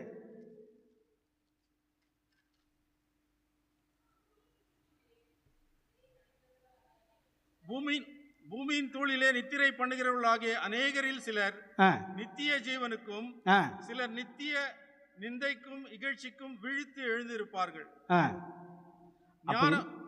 அப்ப என்ன சொல்றாருன்னா, நித்திய ஜீவனுக்கும் சிலர் நித்திய நிந்தைக்கும் இகழ்ச்சிக்கும் விழித்து எழுந்திருப்பார்கள் என்று சொல்லப்படுகிறது. அதை தான் இங்க கோடிட்டு காட்டுறார். யாரு? மார்த்தாள் சொல்லுகிறாள். 23:24 வாசிங்க. அதற்கு மார்த்தாள் உயிர்த்தெழுதல் நடக்கும் கடைசி நாளிலே ஆமா அவனும் உயிர்த்தெழுந்திருப்பான் என்று. ஆமா ஆண்டவரே, நீங்க சொல்ற போதனை, வாய் வழியா பேசுற போதனை இதுதானே எங்களுக்கு சொல்லி காட்டுறீங்க. அப்ப தானியேல் புஸ்தகத்திலே சொல்லுகிற கடைசி நாளிலே இவர் உயிர் தெழுவாரே என்று தானியேல் சொன்னதை இயேசு கிறிஸ்துவுக்கு சொல்லுகிறாள். தானியேல் சொல்லுது எது? இயேசு கிறிஸ்து சொல்கிறார். அது மாத்திரம் அல்ல, அவள் சொல்லுகிற வார்த்தைக்கு முன்பாக கடவுள் அவளுக்கு மறுமொழியாக சொல்லுகிறதை பார்க்க முடிகிறது. ரோமர் 8ஆம் அதிகாரம் 11வது வசனத்திலே பார்த்தோமானால் ஆண்டவர் சொல்றாரு, நீங்க சொல்லுகிற உயிர்த்தெழுதல் பழைய ஏற்பாட்டு, அந்த உயிர்த்தெழுதல் எப்படிப்பட்ட உயிர்த்தெழுதாய் இருக்கும் என்று நாம் பார்த்தோமானால் அங்க சொல்லுகிறது, சாவுக்கு ஏதுவான உங்கள் சரீரங்களையே உயிர்ப்பிப்பேன் என்று சொல்றார். ரோமர் 8ஆம் அதிகாரம் 11வது வசனம் நிருப பகுதியிலே, சாவுக்கு ஏதுவான சரீரங்களையே நான் உயிர்ப்பிப்பேன்.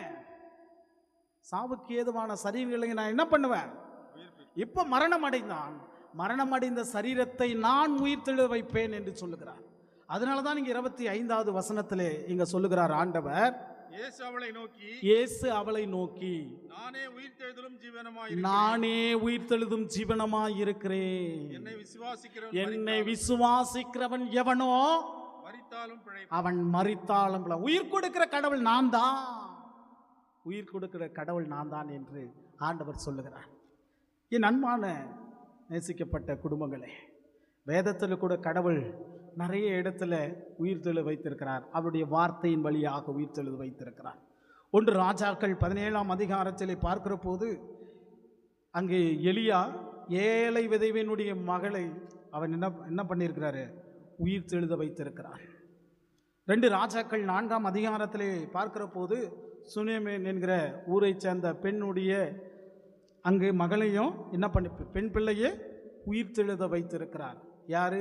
எலிஷாவின் வழியாக உயிர்த்தெழுத வைத்திருக்கிறார்.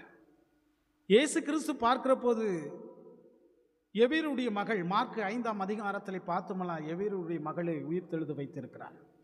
லூக்கா 7ஆம் அதிகாரத்திலே நாயனூர் ஊரை சேர்ந்த மகனை உயிர்த்தெழுத வைத்திருக்கிறார்.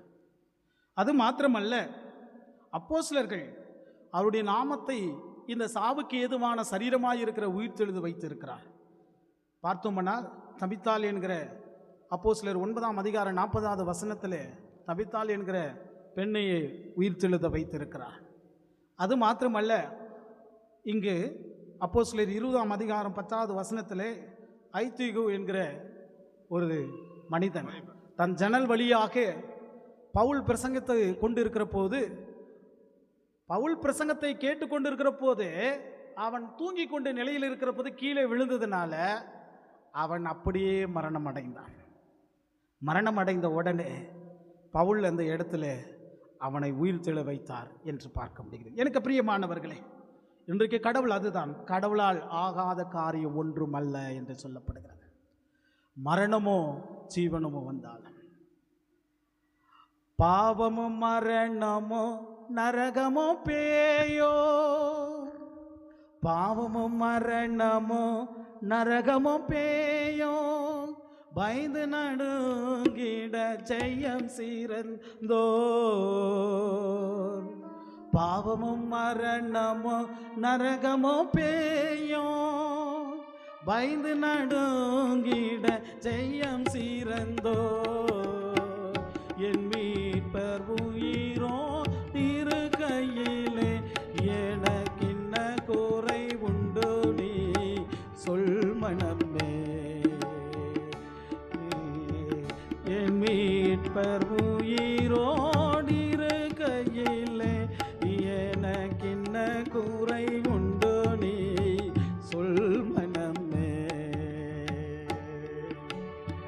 கவலைகள் தீர்ப்பார், கண்ணீர் துடைப்பார். கவலைகள் தீர்ப்பார், கண்ணீர் துடைப்பார்.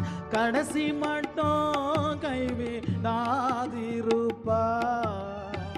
என் மீட்பர் உயிரோ இரு கையிலே, எனக்கென்ன குறை உண்டு நீ சொல் மனமே. எனக்கென்ன குறை உண்டு நீ சொல் மனமே. பாவமும் மரணமும் இந்த உலகத்தில் எந்த காரியம் சூழ்ந்திருந்தால் நம்முடைய மனம் உயிர் கொடுக்கிற கடவுளிடத்தில் இருந்தால் நிச்சயம் உயிர்ப்பிக்கும் என்று சொல்லப்படுகிறது. அதனால தான் இந்த இடத்துல பார்க்கிற போது ஆண்டவர் அந்த உயிர்ப்பித்த செய்தியை அவர்களுக்கு முன்பாக சொல்லுகிறார்.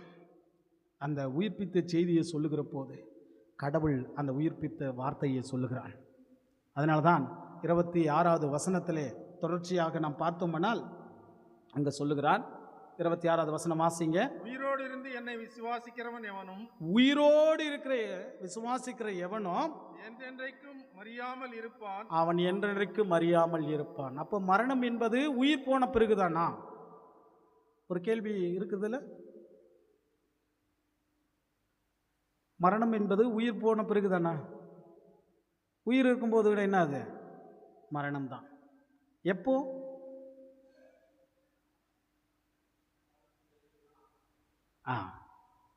நீங்கள் கெட்ட குமாரன் என்கிற வேத பகுதி எடுங்க. லூக்கா 15ஆம் அதிகாரமா? லூக்கா, என் மகன் மரித்தான். சொல்லுங்க, என் மகன் மரித்தான், மறுபடியும் என்ன பண்ணான்?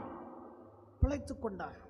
அப்போ மரணம் என்பது மண்ணுக்குள்ள போவது மாத்திரம் அல்ல, உயிரோடு இருக்கிற போது கடவுளை விட்டு வழிவிலக போனாலும் மரணம் தான். என் மகன் மரித்தான், மறுபடியும் அவன் என்ன பண்ணான்? உயிரோடு எழுந்தான் என்று சொல்லப்படுகிறது. எனக்கு பிரியமானவர்களே, இங்கு அந்த செய்தியை சொல்லுகிற போது அந்த செய்தியின் வழியாக அவர்களுக்கு சொல்லுகிறாரு, அப்போ சொல்லுகிற போது 26வது வசனம் 27வது வசனம் வாசிங்க. அதற்கு அவள், ஆ, ஆம் ஆண்டவரே, ஆமா ஆண்டவரே, நீர் உலகத்தில் வருகிறவரான தேவகுமாரனாகிய கிறிஸ்து என்று நான் விசுவாசிக்கிறேன். தொடர்ச்ச படிங்க. இவைகளை சொன்ன பின்பு ஆ, அவள் போய் தன் சகோதரியாகிய மரியாளை ரகசியமாய் அழைத்து, ஆ, போதகர் வந்திருக்கிறார், உன்னை அழைக்கிறார் என்றாள். ஆ, அவள் அதை கேட்டவுடனே சீக்கிரமாய் எழுந்து அவரிடத்தில் வந்தாள். ஆ. இயேசு இன்னும் கிராமத்துக்குள் வராமல் மார்த்தாள் தம்மை சந்தித்த இடத்திலேயே இருந்தார். அப்பொழுது சொல்லும்போது 39வது வசனத்துல, அப்பொழுது வீட்டிலே அவளுடனே கூட இருந்து அவளுக்கு ஆறுதல் சொல்லிக் கொண்டிருந்த யூதர்கள் ஆ, மரியாள் சீக்கிரமாய் எழுந்து போகிறதை கண்டு ஆ, அவள் கல்லறையினிடத்தில் அழுகிறதுக்கு போகிறாள் என்று சொல்லி அவளுக்கு பின்னே போனார்கள். ஆ. இயேசு இருந்த இடத்தில் மரியாள் வந்து அவரை கண்டவுடனே அவர் பாதத்தில் விழுந்து, ஆண்டவரே, நீர் இங்கே இருந்தீரானால் என் சகோதரன் மரிக்க மாட்டான். 39வது வசனம், கல்லை எடுத்து போடுங்கள்.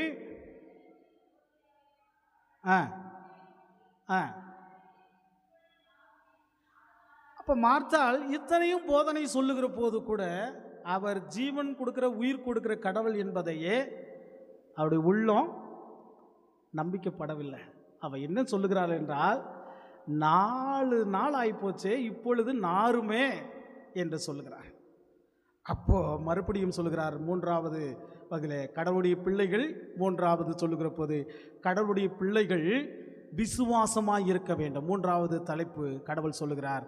அப்பொழுது கடவுள் சொல்லுகிறார், இங்கு இயேசு அவளை நோக்கி, நீ விசுவாசித்தால் தேவனுடைய மகிமையே காண்பாய் என்று உனக்கு நான் சொல்லுகிறேன் என்று சொல்றார்.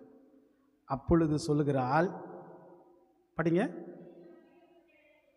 ஆ ஆ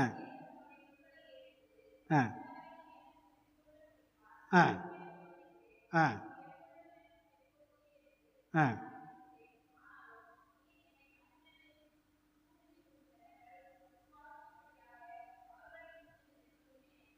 ஒரு விசுவாசம் வாழ்க்கையிலே நம்பிக்கையற்ற நிலை. நாம் என்னதான் ஆண்டவரை நாம் வழிபாடு கொண்டு வந்தாலும், திருமறை கேட்டாலும், அதே ஒரு சிந்தனை நமக்கு சில டைமில் நம்முடைய பிரச்சனைகளை குறித்து சொல்லுகிற போது கூட நமக்கு விசுவாசம் மங்கி போன நிலையில் தான் வரும் என்று சொல்லப்படுகிறது. நீங்கள் பார்த்தோம்னால் அழகாக தெரியும். 21வது வசனத்தில், நான் விசுவாசிக்கிற ஆண்டவரே என்று சொல்லி யார் சொன்னாள்? மார்த்தாள் சொன்னாள். நான் விசுவாசிக்கிறேன் சாமின்னு சொன்னான். ஆனால் அதே பயணத்தில் வரும்போது அவருடைய விசுவாசம் என்ன ஆகுதுன்னா, கல்லறையில் புதைக்கப்பட்டிருக்கிற இடத்துல அந்த விசுவாசம் புதைக்கப்படுகிற விசுவாசமாக இருக்கிறது, நாரி கிடக்கிற நிலையில் இருக்கிறது என்று சொல்றார். அப்போதான் ஆண்டவர் இந்த அற்புதத்தை சொல்கிறார். இப்போ நீ விசுவாசிக்கிறியா? கடவுள் என்னன்றாரு, இப்போ நீ விசுவாசிக்கிறா?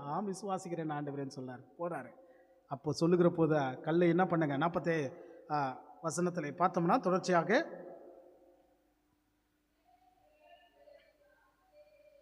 லாசருவே வெளியே வா என்று சொல்றாரு. வெளியே வான்னு சொல்றாரு. எதிலிருந்து வெளியே வா? கல்லறை விட்டு வெளியே வா. ஈப்ரு பதத்திலே கல்லறை என்பது நியாயப்பிரமாணம். நியாயப்பிரமாணத்தின் வழியாக என்று சொல்லுவோமானால், நியாயப்பிரமாணம் பாவத்துக்கு செத்தது. அப்போ பாவத்துக்கு செத்தது கல் என்பது நியாயப்பிரமாணம். அப்போ நியாயப்பிரமாணத்தை புரட்டி போட்டு வெளியே வா. நியாயப்பிரமாணத்தை உடைத்து வெளியே வருவதற்கு இந்த நியாயப்பிரமாணமாக இருக்கிற இயேசு கிறிஸ்துவே நியாயப்பிரமாணத்தினுடைய அதிபதியாக என்று சொல்கிறார். அப்போ நியாயப்பிரமாணத்தை புரட்டி போட்டு வெளியே வா, வெளியே வா. நீ எந்த நிலையில் இருந்தாலும் வெளியே வா, எந்த நிலையிலிருந்து வெளியே வா என்று சொல்லி, அந்த நாற்றம் அடித்த நிலையிலிருந்து போது கூட வெளியே வா என்று சொல்றாரு.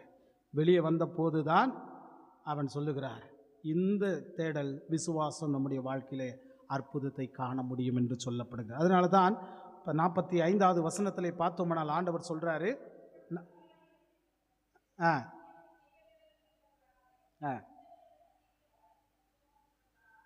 ஆமாம், அநேகர்கள் விசுவாசித்தார்கள். எனக்கு பிரியமானவர்களே, இயேசு செய்த 7வது அற்புதத்தின் வழியாக அங்கே இருக்கிற மக்கள் ஒரு குடும்பம், இன்றைக்கு அநேக குடும்பங்கள் விசுவாசிக்க ஆரம்பித்தார்கள். எனக்கு பிரியமானவர்களே, இந்த விசுவாசம் நம்முடைய வாழ்க்கையில் இருக்க வேண்டும். ஒருவேளை நம்முடைய வாழ்க்கையில் கூட ஆண்டவருடைய நாமத்தை நாம் தொழுகைக்கு முன்பாக தொழுகை கொண்டே இருக்கிறோம். ஆனால் நம்முடைய வாழ்க்கையிலே சில சமயம் நமக்கு சோர்வுகள் வேதனை வருகிற போது விசுவாசத்தை நாம் என்ன பண்ணுறோம்? உதாசனைப்படுத்துகிறோம். ஆனால் ஆண்டவர் மீது வைக்கிற போது என்ன வந்தாலும் ஏது நடந்தாலும் அப்பாவே உம்மை ஸ்தோத்திரிக்கிறேன் என்று சொல்லி நம்பிக்கை அவர் மீது சாய்கிற போது தான் அந்த காரியம் வாய்க்கப்படும். நாம் சில டைமில் பார்க்கிற போது நேற்று தினத்திலே நான் சொன்ன வார்த்தை இதுதான். காலை பிரசங்கத்தின் வழியாக சொன்ன வார்த்தை தான். ஒரு மனிதன் இரு மனம் உடையவனாய் இருக்கிறான், ஒரே விசுவாசத்தை ஆண்டவர் எதிர்பார்க்கிறார் என்று ஆண்டவர் பார்க்கிறார். ஒரு கப்பல் என்ன பண்ணுகிறனா, 2 கப்பல் மீது ஒரு தண்ணீர் மீது மிதக்கிற போது 2 கப்பல் மீது கால் வைக்கிறான். அதான் இரு மனம் உடையவனாக இருப்பான். அதுக்கு அர்த்தம் இதில் ஒரு காலம் அதில் ஒரு காலம் கப்பல் மீது அதை பயணிக்கிற போது கரெக்டாக நம்ம போகிற இடமானது அந்த 2 கப்பல் மீது கால் வைத்தோம்னால் அந்த போகிற இடம் நாம் சேர மாட்டோம், கீழே விழுந்துருவோம். ஆனால் நம்முடைய பயணம் ஒரே ஒரு நம்பிக்கையோடு ஒரே ஒரு கப்பல் மீது பயணித்தோம்னா நம்முடைய வாழ்க்கை எந்த புயல் வந்தாலும் எந்த போராட்டம் வந்தாலும் ஏன் குடும்பத்திலே இழப்பு வந்தாலும் அந்த போகிற அந்த நோக்கம் கரெக்டாக இருந்தோம்னா கடவுள் நம்முடைய வாழ்க்கையை கரை சேர்ப்பார். இப்போது நம்முடைய வாழ்க்கையினுடைய கரை சேர்க்கிற எண்ணங்கள் எப்படி இருக்கிறது என்று நாம் பார்க்க வேண்டும். சில சமயத்தில் நான் முன்பாக சொன்னது தான், நாம் சரீரத்தில் மாத்திரை எடுக்கிறோம் என்றால் இதுதான் என் வாழ்க்கையை நினைக்க, இதை விட மாத்திரை மருந்தையும் இந்த நோயை விட பெரியவர் நமக்கு முன்பாக இருக்கிறார் என்பதை நம்முடைய உள்ளம் நினைக்க வேண்டும். அப்படி நினைத்தோம்னால் நம்முடைய விசுவாசம் நம்முடைய வாழ்க்கையிலே நமக்கு கிடைக்கிற எல்லா விதமான காரியத்திலே கடவுள் நம்மை வழி நடத்துவார் என்று சொல்லப்படுகிறது. அதனால்தான் இன்றைக்கு மரியாளுக்கு சொன்ன வார்த்தை, நீ விசுவாசிக்கிறாயா என்று சொல்லி. எனக்கு பிரியமானவர்களே, இந்த விசுவாசத்தில் இந்த ஒரு சந்தையின் காலத்திலே உங்களுக்கும் ஆண்டவர் அதுதான் சொல்லுகிறார். விசுவாசிங்கள், கடவுள் மீது நம்பிக்கை வைங்க. எவ்வளோ சூழல் வந்தாலும் கடவுள் மீது நம்பிக்கை வைங்க. எவ்வளோ மனம் கசைந்து வந்தாலும் கடவுள் மீது நம்பிக்கை வைங்க. நீங்கள் மனம் கசைகிற மீது நம்பிக்கை வைத்தால் மனம் இன்னும் அதிகமாய் கசைந்து கொண்டு போகும். ஒரு பாரத்தின் மீது அதிகமாய் நோட்டம் கொண்டால் பாரம் தான் அதிகமாய் போகும். சில வேளையிலே நாம் பிரச்சனையாய் நினைத்து கொண்டு வாழ்ந்தோம்னால் பிரச்சனை தான் பெருசாக இருக்கும். ஆனால் இதை காட்டிலும் கடவுள் மேலானவர் என்பதை நம்முடைய வாழ்க்கையில் நம்பிக்கை வைத்தோமானால் இந்த பிரச்சனை விட மேலானவர் இருக்கிறார், அதுதான் நமக்கு மேன்மை தரும், நம்மை வழி நடத்தும் என்று நீங்கள் புரிந்து கொள்ள வேண்டும். அப்படிப்பட்ட நோக்கம், அப்படிப்பட்ட சிந்தனை இந்த ஓய்வு நாளில் நீங்கள் பெற்றுக்கொண்டு போங்கள். இந்த தவக்காலத்திலே கற்றுக்கொண்ட பாடம், என் ஆண்டவர் எனக்கு முன்பாக இருக்கிறார் என்பதையே. எனவே துன்பத்தின் மத்தியிலே மகிமை தருகிற கடவுளாய் இருக்கிறாரு, நம்முடைய வாழ்க்கையில் அவர் உயிர்ப்பிக்கிற கடவுளாய் இருக்கிறாரு. இந்த உயிர்ப்பிக்கிற கடவுளாய் இருக்கிறவர் நம்முடைய உள்ளம் விசுவாசமாய் இருக்க வேண்டும் என்பதை ஆண்டவர் உங்களுக்கு மத்தியிலே சொல்லுகிறதை ஆண்டவர் இந்த திருவார்த்தையின் வழியாக கேட்டு அப்படிப்பட்ட வார்த்தையோடு நடங்கள். கர்த்தர் தாமே உங்களுடைய வாழ்வை ஆசீர்வதிப்பாராக. ஆமென். எல்லாம் புத்திக்கு மேலான தெய்வீக சமாதானம் நம்முடைய இருதயங்களும் சிந்தனைகளும் கிறிஸ்து இயேசுக்குள் வைத்து பாதுகாத்துக் கொள்வாராக. ஆமென். நாம் எழுந்து நின்று ஸ்தோத்திர கீதத்தை பாடுவோம். கடவுளே சுத்த இருதயத்தை என்னிலே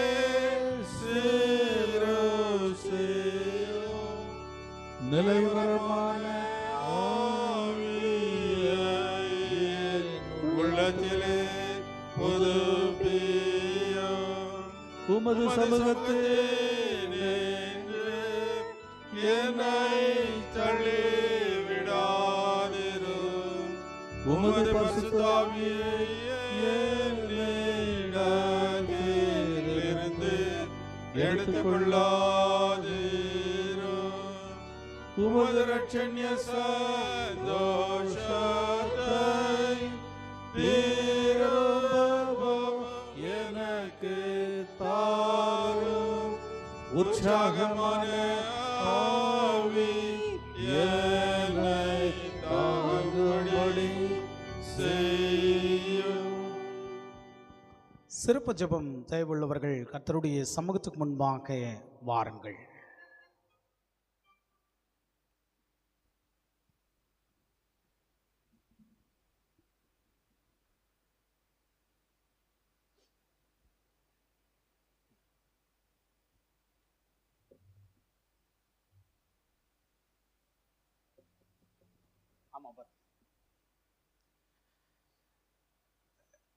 ஜெபம் செய்வோம். எங்கள் அன்பு நிறைந்த பரம தந்தையே, ஆசீர்வாதம் மகிழ்ச்சி நிறைந்த இந்த ஓய்வு நாளிலே உம்முடைய சமூகத்தை நோக்கி இந்த சிறப்பு ஜெபத்தின் வழியாக வந்திருக்கிறவர்களையும் உடைய கரத்திலே வைத்து அவருடைய உள்ளங்கள் உமக்கு நேராக இந்த ஆண்டவரை சன்னிதானத்துக்கு முன்பாக நோக்கி நாங்கள் மன்றாடி ஜெபித்து அவர்களுடைய வாழ்வும் ஆசீர்வதிக்கும்படியாய் நாங்கள் வேண்டுகிறோம் சுவாமி. கிருபை நிறைந்த கடவுள் ஆசீர்வாதத்தினாலே எங்களுடைய திருச்சபையினுடைய செயலாளர் திரு விஜயகுமார் அண்ணனுடைய அன்பு மகன், ஆண்டவரே அவருடைய பேத்தி, ஆண்டவரே மகள் எம்மி அமண்டா அன்பு பிள்ளையுடைய பிறந்தநாள் நாளை தினத்திலே உம்முடைய பிள்ளையை ஆசீர்வதிப்பதற்காக டாக்டர் உதயகுமாரி அக்கா இந்த ஜபத்தின் வழியாக நின்று கொண்டிருக்கிறார்கள். கர்த்தாவே, இந்த நேரத்திலே அன்பு பிள்ளையை ஆசீர்வதிங்க. உம்முடைய தெய்வீக கரத்தினாலே பிள்ளையுடைய வளர்ப்பிலே உம்முடைய ஆசீர்வாதத்தையும் நிறைவாய் வழிநடத்தும் சாமி. டாக்டர் விமலையாவுக்காக, மீன் சிஸ்டருக்காக நாங்கள் வேண்டுகிறோம். கடவுள் கொடுத்த ஈவான குழந்தை ஆண்டவரே அமண்டாவையே உம்முடைய சமூகத்துக்கு முன்பாக ஆசீர்வாதமாய் ஆண்டவரே வேதத்தின் வழியாக விசுவாசத்தினுடைய வாழ்விலே பிள்ளையை வளர்த்து உம்முடைய ஆசீர்வாதம் நிறைவாய் வழிநடத்தும் சுவாமி. தொடர்ந்து நாளை தினத்தில் நடைபெற போகிற ஆண்டவரே இதோ சிறப்பு ஜெப கூட்டத்தின் வழியாக உம்முடைய பிள்ளைகள் ஆண்டவருக்கென்று மகிமைப்படுகிற போது உம்முடைய ஆசீர்வாதம் நிறைவாய் வழிநடத்தும் சுவாமி. அவண்ணமாகவே தொடர்ச்சியாக இந்த நேரத்திலே இந்த வாரத்திலே பிறந்த நாளை கண்டு ஆண்டவரை உமக்கு மையப்படுத்தி வந்திருக்கிற சிறப்பு ஜெபத்தின் வழியாக திருமதி உஷா பால்சன் அருமை அக்காவுக்காக நாங்கள் வேண்டுகிறோம்.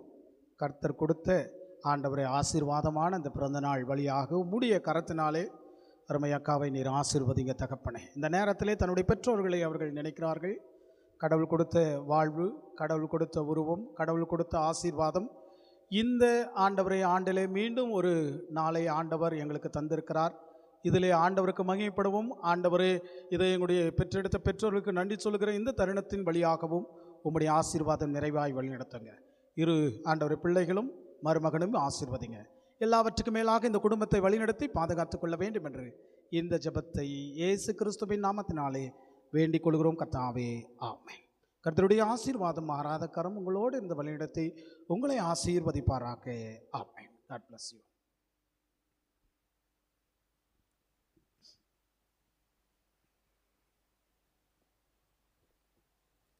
நாம் தொடர்ந்து ஜெப நிலையில் இருப்போம். ஜெப நிலைகளின் பாடல் நம்முடைய உள்ளங்கள் ஆண்டவருக்கு நேராக பாடுவோம். ஒரு தனிப்பாடல் வழியாக பாடி ஜெபத்துக்குள்ளாக கடந்து போவோம். இயேசுராஜனே உன் திவ்ய கிருபையே பட்டுப்போன எந்த வாழ்விலே என்கிற பாடல் வழியாக நம்முடைய உள்ளம் ஆண்டவரை நோக்கி பார்ப்பதற்கு ஒரு விசையாய். எல்லாருடைய வாழ்க்கையிலே துன்பம் இருக்கிறது, கவலை இருக்கிறது. நம்முடைய விசுவாசம் ஆண்டவருக்கு நேராக இருக்கட்டும். இயேசுராஜனே உன் திவ்ய கிருபையே பட்டு போன எந்தன் வாழ்வே செழிக்க வைத்தீரே.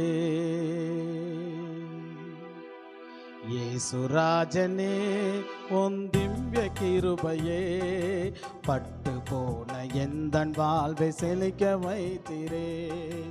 உயிர் உள்ள நாளெல்லாம் உம்மை உயர்த்துவேன், வாழ்கின்ற நாளெல்லாம் உமக்காய் ஓடுவேன். உயிர் உள்ள நாளெல்லாம் உம்மை உயர்த்துவேன், வாழ்கின்ற நாளெல்லாம் உமக்காய் ஓடுவேன். இயேசுராஜனே உன் திவ்ய கிருபையே பட்டு போன எந்தன் வாழ்வை செழிக்க வைத்தீரே.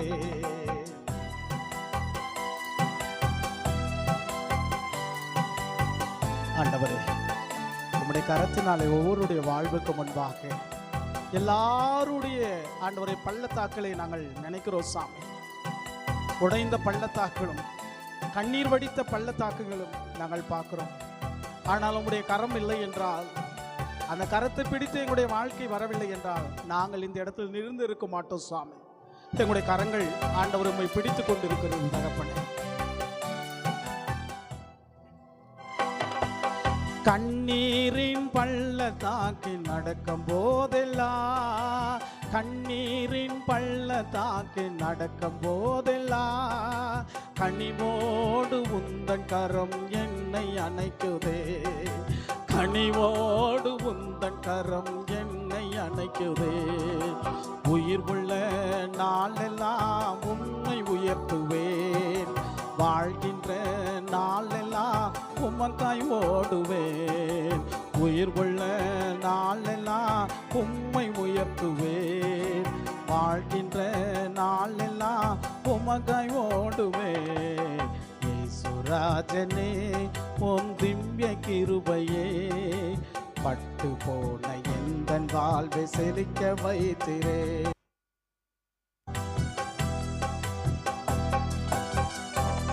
ஒருவேளை நம்முடைய வாழ்க்கை அந்தகாரமாய் இருந்தா விளக்கேற்று சாமி, என் பிரச்சனை இருளாய் மூடி இருக்குமோ என்றால் அதை விளக்கேற்று சாமி. நம்முடைய உள்ளங்களை விளக்கேற்றுவதற்கு ஆண்டவர் நோக்கி பாடுவோம். நம்முடைய உள்ளங்களும் சிந்தனையும் எங்கெல்லாம் இருளாய் அடைந்திருக்கிறதோ அந்த இடத்துல எல்லாம் ஆண்டவர் நோக்கி பார்ப்போம். அப்ப இருளாய் இருக்கிற வாழ்க்கை, அந்தகாரமாய் இருக்கிற வாழ்க்கை மாற்றுவார். அந்தகாரமோ ஏன் வாழ்க்கையானது, அந்தகாரமோ ஏன் வாழ்க்கையானது, விளக்கேற்றி வைத்த என் அன்பு தெய்வமே, விளக்கேற்றி வைத்த என் அன்பு தெய்வமே. உயிர் உள்ள நாளெல்லாம் உம்மை உயர்த்துவேன், வாழ்கின்ற நாளெல்லாம் உமக்காய் ஓடுவேன். உயிர் உள்ள நாளெல்லாம் உம்மை உயர்த்துவேன், வாழ்கின்ற நாளெல்லாம் உமக்காய் ஓடுவேன். இயேசுராஜனே உன் திவ்ய கிருபையே, பட்டு போன எந்தன் வாழ்வை செழிக்க வைத்தீரே. இயேசுராஜனே உன் திவ்ய கிருபையே, பட்டு போன எந்தன் வாழ்வை செழிக்க வைத்து. ஆமாண்டவரே, சர்வத்திற்கு வல்ல கடவுளே, நாங்கள் உறுதியான விசுவாசத்திலே ஆண்டவரே உம்முடைய கரத்தினாலே அஞ்சப்படத்தக்கவராக நீர் ஆதரும் புண்ணியம் பாத்திரமில்லாத எங்களை தந்த கடனற்ற ஆத்மா சரீர நன்மைகளுக்காக உம்மை தாழ்மையோடு ஆண்டவரே இந்த வேளையில் ஆண்டவரே உம்முடைய பிள்ளையாக நாங்களும் நன்றியோடு நினைக்கிறோம் சுவாமி. உம்முடைய வீட்டில் உம்முடைய வசனத்தை கேட்கிற போது சுவாமி, இந்த வசனம் எங்களுடைய வாழ்வை புடமிட்டு பார்ப்பதற்கு தேவன் கொடுத்த கிருபைக்காக நன்றி சொல்லுகிறோம் சுவாமி. எங்களுடைய உள்ளம் இதை தூய்மையாக ஆண்டவரே ஆண்டவரை பரிசுத்த உள்ளத்தோடு ஆண்டவரை இன்றைக்கு போதகத்தின் வழியாக உலகமெங்கு போதிக்கிற அந்த போதனைகளை எல்லாம் உடைய மக்களுக்கு ஆண்டவரே அருளும் ஆசீர்வாதமாய் உடைய ஊழியக்காரர்கள் வழியாக அதை நிரப்பும்படியாய் நாங்கள் வேண்டுகிறோம் தகப்பனே. ஒவ்வொருடைய வாழ்வுக்கு முன்பாக தீராது இருக்கிற துன்பங்கள், தம் வாழ்க்கையில இருள் அடைந்திருக்கிற காரியங்கள், தன்னுடைய இருளையே இந்த உலக வாழ்வை நினைத்து ஒவ்வொரு நாளும் கண்ணீரோடு நினைத்து அழுது புலம்பு கொண்டு இருக்கிறவர்களுக்காக ஆண்டவரே இந்த கால சூழலுக்கு தன் ஆபத்து காலங்களை நெருங்கிய நிலையிலே மன சோர்வுகளை அடைந்திருக்கிறவர்களுக்கும் உம்முடைய கிருபையும் தரும்படியாய் நாங்கள் வேண்டுகிறோம் சாமி. அது மாத்திரம் அல்ல, திருச்சபையினுடைய ஆண்டவரே ஐக்கியத்திலோ கிறிஸ்தவர்களோடு ஆண்டவரே சகோதர ஒற்றுமையிலோ ஆண்டவரே தன் வாழ்வு முடியும் வரையும் இயேசுவுக்கு முன்பாக தன் கிரீடத்தை பெற்றுக்கொள்வதற்கு, ரட்சிப்பை பெற்றுக்கொள்வதற்கு தன் ஆத்துமாவை ஆண்டவரே வழிநடத்தும்படியாய் நாங்கள் வேண்டுகிறோம் சாமி. அப்படிப்பட்ட ஆசீர்வாதத்தை எங்களுடைய திருச்சபை மக்களுக்கு தாரும் சாமி. இந்த நாள் ஆண்டவரே உலகத்தில் இருக்கிற அத்தனை பேர்களுக்காக நாங்கள் வேண்டுகிறோம் சாமி. இதனால் போர் பொழிந்து கொண்டிருக்கிற சூழலுக்கு மத்தியில் இருக்கிற நாடுகளுக்கு மத்தியில் நாங்கள் வேண்டுகிறோம் சாமி. எங்களுடைய அன்பு பிள்ளைகள் ஆண்டவரே வெளிநாட்டு தேசத்திலே வசித்து கொண்டிருக்கிற சூழலுக்கு மத்தியிலே இந்த போரினாலே ஆண்டவரே அச்சத்தோடு உள்ளத்திலே ஐயத்தோடு வாழ்ந்து கொண்டிருக்கிற மக்களுக்காக வேண்டுகிறோம் சாமி. ஆண்டவரே பக்ரீன் ஆண்டவரே இதோ உம்முடைய நாட்டில் உள்ள கத்தார் ஆண்டவரை இப்படியாக இருக்கிற குவைத் தேசத்தில் இன்னுமாய் ஆண்டவரை ஈரானும் அமெரிக்கா தேசத்திலும் ஆண்டவரை இஸ்ரவேல் தேசத்திலே கூடியிருக்கிற ஆண்டவரை குடியிருக்கிற அத்தனை பிள்ளைகளை நீர் பாதுகாத்து அருளும்படியாய் வேண்டுகிறோம் சாமி. ஆண்டவரே போரினாலே எங்கே ஆண்டவரே இந்த ஆண்டவரே குண்டுனாலே விழுகிற போது உயிரை கையை பிடித்து கொண்டு அபாய சத்தத்தோடு துன்பத்தின் நடுவில் வாழ்ந்து கொண்டிருக்கிற மக்களுக்கு விடுதலை தந்து ஆண்டவரே அந்த போரிலே சமாதானத்தை கொடுத்து நல் உறவை நாடுகளுக்கு வழியை ஏற்படுத்துவதற்கும் உதவி அருளும்படியாய் நாங்கள் வேண்டுகிறோம் சாமி. விசேஷமாய் அப்படியாக எங்களுடைய நாட்டையும் அதன் குடிகளையும் உடைய கரத்தில் ஒப்புவிக்கிறோம் தகப்பனே. குறிப்பாக எங்களுடைய தமிழ்நாட்டுக்காக நாங்கள் வருகிறோம். வருகிற ஆண்டவரை எலெக்ஷனுக்காக நாங்கள் வருகிறோம் சாமி. ஒரு சிறந்த நிர்வாகத்தை தேர்ந்தெடுப்பதற்கு எங்களுடைய வாக்கு உரிமை மற்றவர்களுக்கு முன்பாக நல்ல ஒரு ஆட்சியாளரை தேர்ந்தெடுப்பதற்கு உடைய ஒத்தாசை அருளும்படியாய் நாங்கள் வேண்டுகிறோம் சாமி. கர்த்தருடைய தெய்வீக கரத்தினாலே இரக்கம் ஆண்டவரை சமாதானத்தையும் ஒவ்வொருடைய வாழ்வுக்கு முன்பாக நிலைத்திருக்கும்படியாய் நாங்கள் வேண்டுகிறோம் சாமி. எங்களுடைய ஸ்தாபனத்தை உடைய கரத்தில் ஒப்புவிக்கிறோம் ஆண்டவரே. எங்களுடைய கல்வி நிறுவனங்களையும் உடைய கரத்தில் ஒப்புவிக்கிறோம் சாமி. கல்வி நிறுவனங்களை நடத்தி கொண்டிருக்கிறவர்களுக்காக உடைய கரத்தில் ஒப்புவிக்கிறோம் சுவாமி. ஆண்டவரை நல்ல கிறிஸ்துவ நற்குணங்களை வளர்ச்சி கூட்டங்களாய் மாற்றப்படும்படியாய் வேண்டுகிறோம் சுவாமி. ஆண்டவர் தெய்வீக கரம் தாங்க. அக்னி சேதத்துக்கும் பெருவெள்ளத்துக்கும் யுத்தத்துக்கும் கொள்ளை நோய்களுக்கும் முதலானவர்களை எங்களை தயவாய் பாதுகாத்தருளோம் சுவாமி. அவர்கள் செய்கிற தொழிலுக்கு முன்பாக அவருடைய வாழ்வை மேன்மடியை செய்யும்படியாய் தாங்க சுவாமி. ஆண்டவரின் நன்மையானவைகளை அவர்களுடைய வாழ்விலே வளர செய்வதற்கு உம்முடைய கருணையும் கிருபையும் தாங்க. இந்த கருணையே ஆண்டவரை இரக்க குணத்திலே இதோ உம்முடைய பிள்ளைகளுக்காக வேண்டுகிற இந்த சமயத்துக்காக நாங்கள் வருகிறோம் சாமி. ஆண்டவரே, கைம்பெண்களுக்காக ஆதரவில்லாமல் அங்கலாய்த்து கொண்டிருக்கிற மக்களுக்காக, சரீரத்தில் பலவீனத்தை சுமந்திருக்கிறவர்களுக்காக, வறியவர்களுக்காக, ஆண்டவரே என்று சொல்லி உள்ளத்திலே சஞ்சலப்பட்டு கொண்டிருக்கிறவர்களுக்காக வேண்டுகிறோம் சாமி. உம்முடைய கருணையும் கிருபையும் தந்து வழி நடத்தும்படியாக நாங்கள் வேண்டுகிறோம் தகப்பனே. ஆண்டவரே, இந்த உலகத்திலே வாழுகிற எல்லாருக்காக ஆண்டவரே, அயலாக இருக்கிறவர்களுக்காக நாங்கள் வேண்டுகிறோம் சாமி. மெய் விசுவாசத்தினாலும் பயபக்தியிலும் நல் வாழ்க்கையிலும் இந்த உலகத்திலே நாங்கள் ஆண்டவரே இதோ ஆயத்தப்படுத்தி கொண்டு ஆண்டவர் ஒருவரும் செய்ய முடியாத ராக்கால வரும் பகற்காலத்துக்கு முன்னே நீர் எங்களுக்கு தந்த வேலையை செய்த உதவி தருளும்படியாய் நாங்கள் வேண்டி நின்று நிற்கிறோம் சுவாமி. அப்படிப்பட்ட ஒரு வாழ்வை எங்களுடைய திருச்சபை மக்களுக்காக நாங்கள் வேண்டுகிறோம். ஒவ்வொருத்தருக்காக, திருச்சபையினுடைய ஆண்டவரை மூத்தவர்களுக்காக, ஆண்டவரே திருச்சபையினுடைய குடும்பத்தார்களுக்காக, வாலிபர்களுக்காக, ஆண்டவர் சிறு குழந்தைகளுக்காக நாங்கள் வேண்டுகிறோம் சாமி. ஒவ்வொருத்தரும் அப்படிப்பட்ட விசுவாசத்தின் வாழ்வை தாங்க.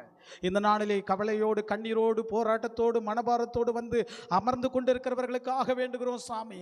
அப்பா என்று சொல்லி உம்மை நம்பி ஆண்டவரே இந்த ஜபத்தின் குறிப்புகளாக இதோ உள்ளத்திலே நினைக்கிற வேண்டுதல் ஒவ்வொன்றையும் உடைய கரத்தில் வைக்கிறோம் சாமி.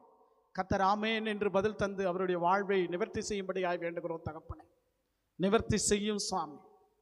புத்திர சந்தானத்துக்காக, பிள்ளைகளுடைய மேல் படிப்புக்காக, ஆண்டவரே இதோ சரீர பலவீனத்தின் மத்தியில் இருக்கிறவர்களுக்காக வேண்டுகிறோம் சாமி. இதோ என்னுடைய குடும்பம் பிரிந்து கிடந்த நிலையில் இருக்கிறதே ஆண்டவரே என்று சொல்லி உள்ளத்திலே ஆண்டவரை கண்ணீரோடு பார்க்கிறவர்களுக்காக வேண்டுகிறோம் சாமி. குடும்பத்திலே ஒற்றுமை தாங்க.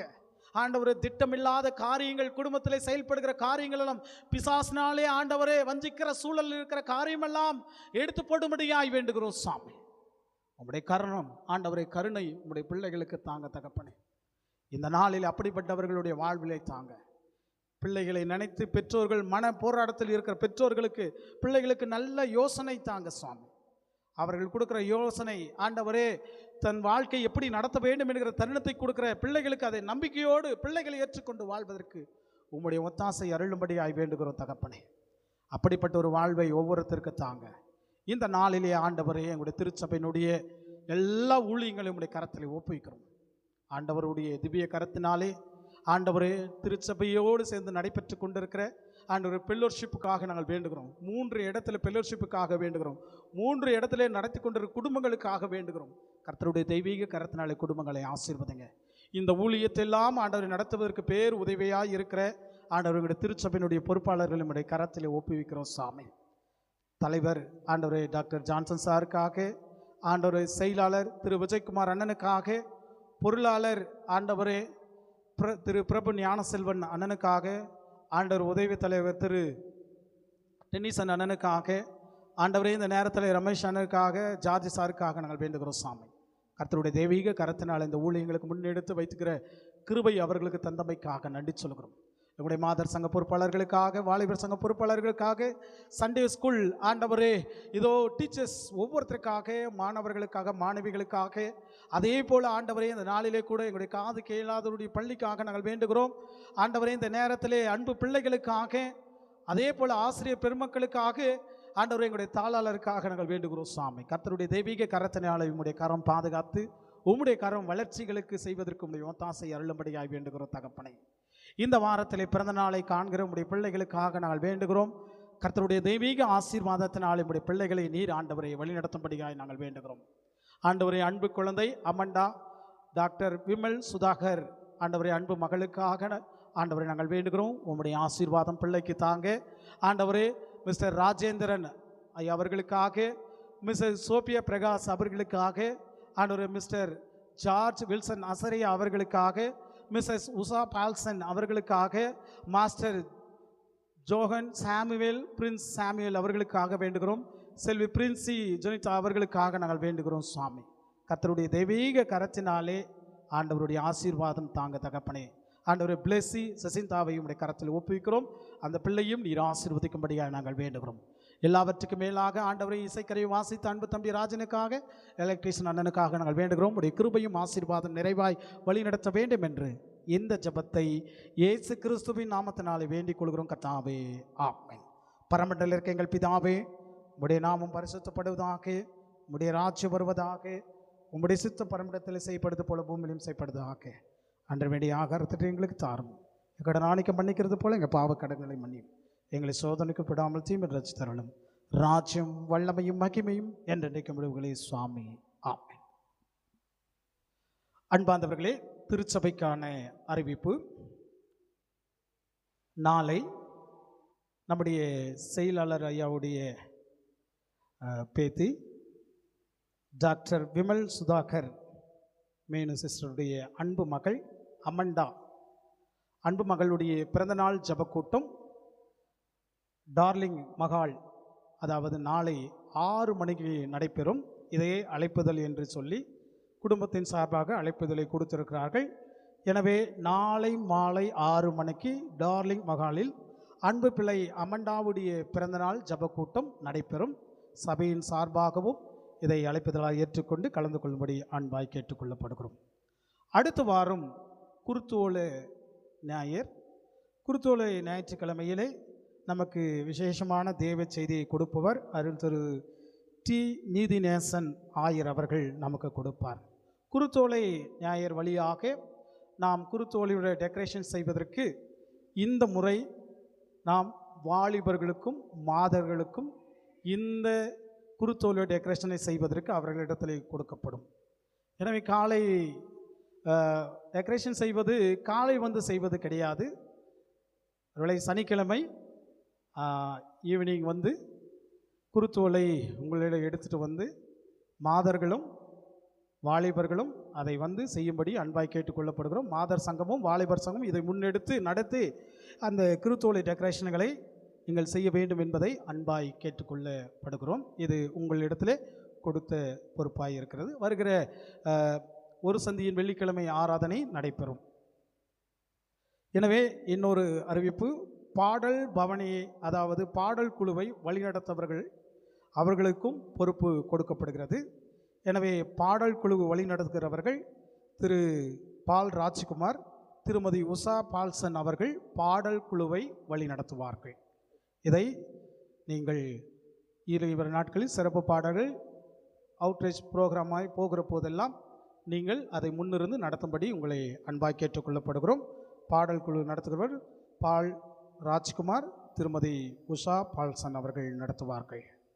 காணிக்கை இப்பொழுது எடுப்பவர்கள் திரு காந்தராஜ், திருமதி கவிதா காந்தராஜ் அவர்கள் காணிக்கை எடுப்பார்கள்.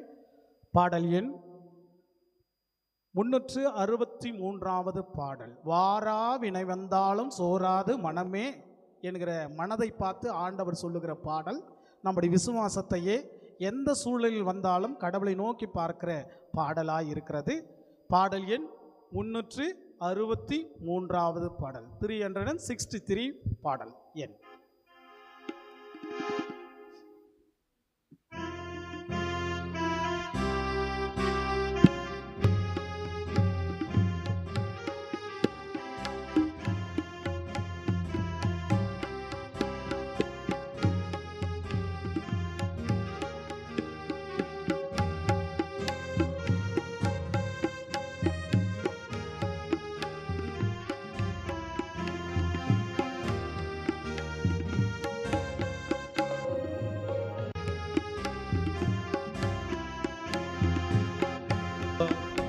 என்னை வந்தாலும் சோராதே மனமே வாராவினை வந்தாலும் சோராதே மனமே வல்ல கிறிஸ்துனக்கு நல்ல தாரகமே வல்ல கிறிஸ்துனக்கு நல்ல தாரகமே அலகை சதித்துன் மீது வலை வீசினாலோ அலகை சதித்துன் மீது வலை வீசினாலோ அஞ்சாதே இயேசு பாரன் தஞ்சம் விடாதே அஞ்சாதே இயேசு பாரன் தஞ்சம் விடாதே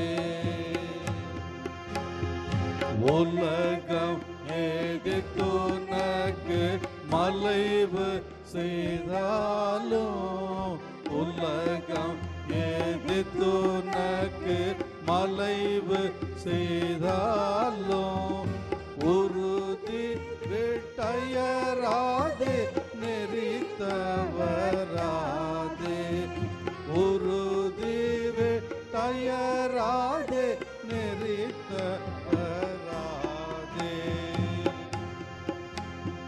பெற்ற பிதா போல் உன் கூற்றம் எண்ணாரே பெற்ற பிதா போல் உன் கூற்றம் எண்ணாரே பிள்ளையாகில் அவர் தள்ளி விடாரே பிள்ளையாகில் அவர் தள்ளி விடாரே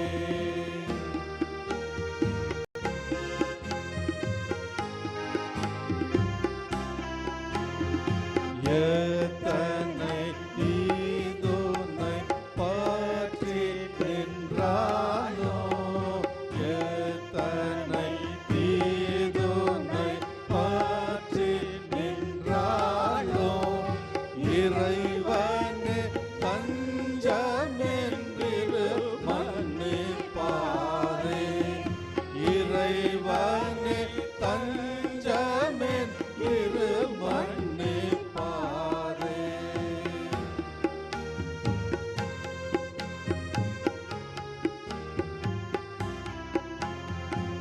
தன்னோயின் ஈடிட்ட உன் இயேசுநாதர்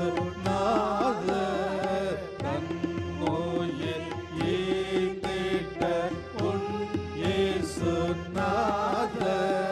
தள்ளுவாரோ அன்பு கொள்ளவர் மீதே தள்ளுவாரோ அன்பு கொள்ளவர் மீதே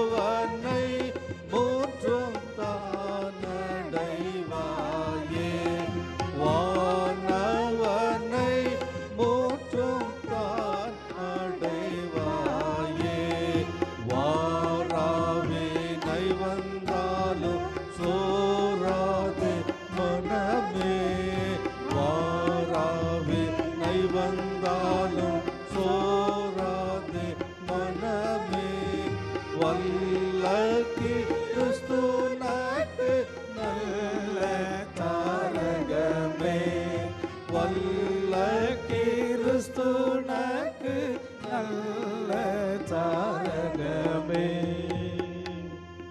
அன்பார்ந்தவர்களே, ஒரு சின்ன அறிவிப்பு. நாளை மாலை 6 மணிக்கு ஜபக்கூட்டம் வந்து சென்ட் மேரி சர்ச் அந்த பகுதியில் உள்ள டார்லிங் மஹால் அதில் நடைபெறும். எனவே அந்த சென்ட் மேரி சர்ச், டார்லிங் ஹோட்டல் அல்ல, சென்ட் மேரி சர்ச் பக்கத்தில் இருக்கிற டார்லிங் மஹாலில் நடைபெறும் என்பதை தாங்களுக்கு தெரிவித்துக் கொள்கிறோம். நாம் இறை வேண்டுதலோடு நிறைவு ஜபத்துக்குள்ளாக நம்முடைய உள்ளங்களும் ஆண்டவரை நோக்கி நாம் பார்வோம்.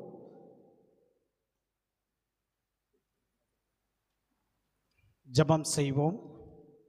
சர்வத்திற்கு வல்ல கடவுளே, நாங்கள் உறுதியான விசுவாசத்தில் உமக்கு ஊழியம் செய்வோம். உம்முடைய நாமத்தை அறிக்கை விடுதலும் முடிபறிந்தும் நிலைத்திருக்கவும், உமது வார்த்தை கட்டப்படாமல் தன்மைக்கேற்றபடி தாராளமாய கிறிஸ்துடைய பரிசுத்த ஜனத்தின் மகிழ்ச்சிக்கும் வளர்ச்சிக்கும் பிரசங்கிக்கப்படியும் உமது பரிசுத்த ஆவியானவரை பரத்தில் வருகிற ஞானத்தையும் உம்முடைய திருச்சபைக்கு தந்தருளும்படியாய் நாங்கள் வேண்டுகிறோம் சுவாமி. இந்த நாள் படைத்த காணிக்கையும் உள்ளத்திலே நினைத்த ஜபங்களும் இல்லங்களுக்கு கடந்து போகிற இந்த சமயத்திலும் உம்முடைய ஆசீர்வாதம் நிறைவாய் எங்களுடைய வாழ்விலை தந்து வழிநடத்தும் சுவாமி. நாங்கள் ஆண்டவரே உமக்கேற்ற பிள்ளைகளாக துன்பத்திலே இருக்கிற ஒரு வாழ்வு அவருடைய மகிமைக்காக என்பதை எண்ணத்தோடு அந்த துன்பத்தின் மத்தியிலே உயிர்ப்பிக்கிறார் என்கிற கடவுளுடைய சிந்தனையின் விசுவாசம் எங்களுடைய வாழ்விலே இருக்க வேண்டும் என்பதையே எங்களுடைய வாழ்வை பிடித்து கொண்டு அந்த நம்பிக்கையோடு எங்களுடைய இல்லங்களுக்கு பயணப்படுகிற போது எங்களை ஆசீர்வதிங்க சுவாமி. இந்த ஆண்டவரை வாரம் முழுவதுமாய் உங்களுடைய கரத்தினாலே நாங்கள் பயணிக்கிற பயணங்களில் ஒவ்வொரு ஆண்டவரை பயணம் நாங்கள் செய்கிற காரியங்கள் எல்லாவற்றும் உடைய பொறுப்பாதத்தில் ஒப்புவிக்கிறோம். பாதுகாப்பை தாங்க, உம்முடைய அரவணைப்பை தாங்க, போகிற இடமெல்லாம் நீர் எங்களோடு வாருங்க சுவாமி. உம்முடைய ஆசீர்வாதம் நிறைவாய் உடைய பிள்ளைகளுக்கு தந்து நீர் வழிநடத்த வேண்டும் என்று இந்த ஜெபத்தை இயேசு கிறிஸ்துவின் நாமத்தினாலே வேண்டிக் கொள்கிறோம் கர்த்தாவே, ஆமென். நாம் கர்த்தருடைய ஆசீர்வாதத்தை நின்ற வண்ணமாக பெற்றுக்கொள்வோம். கர்த்தராண்டவர் உன்னை ஆசீர்வதித்து உன்னை காப்பாராக. கர்த்தராண்டவர் தமது திருமுகத்தை உன்மேல் பிரகாசிக்க பண்ணி உன்மேல் கிருபையாயிருப்பாராக. கர்த்தராண்டவர் தமது திருமுகத்தை உன்மேல் பிரசன்னமாக செய்து உனக்கு சமாதானம் கட்டளையிடு வாராக.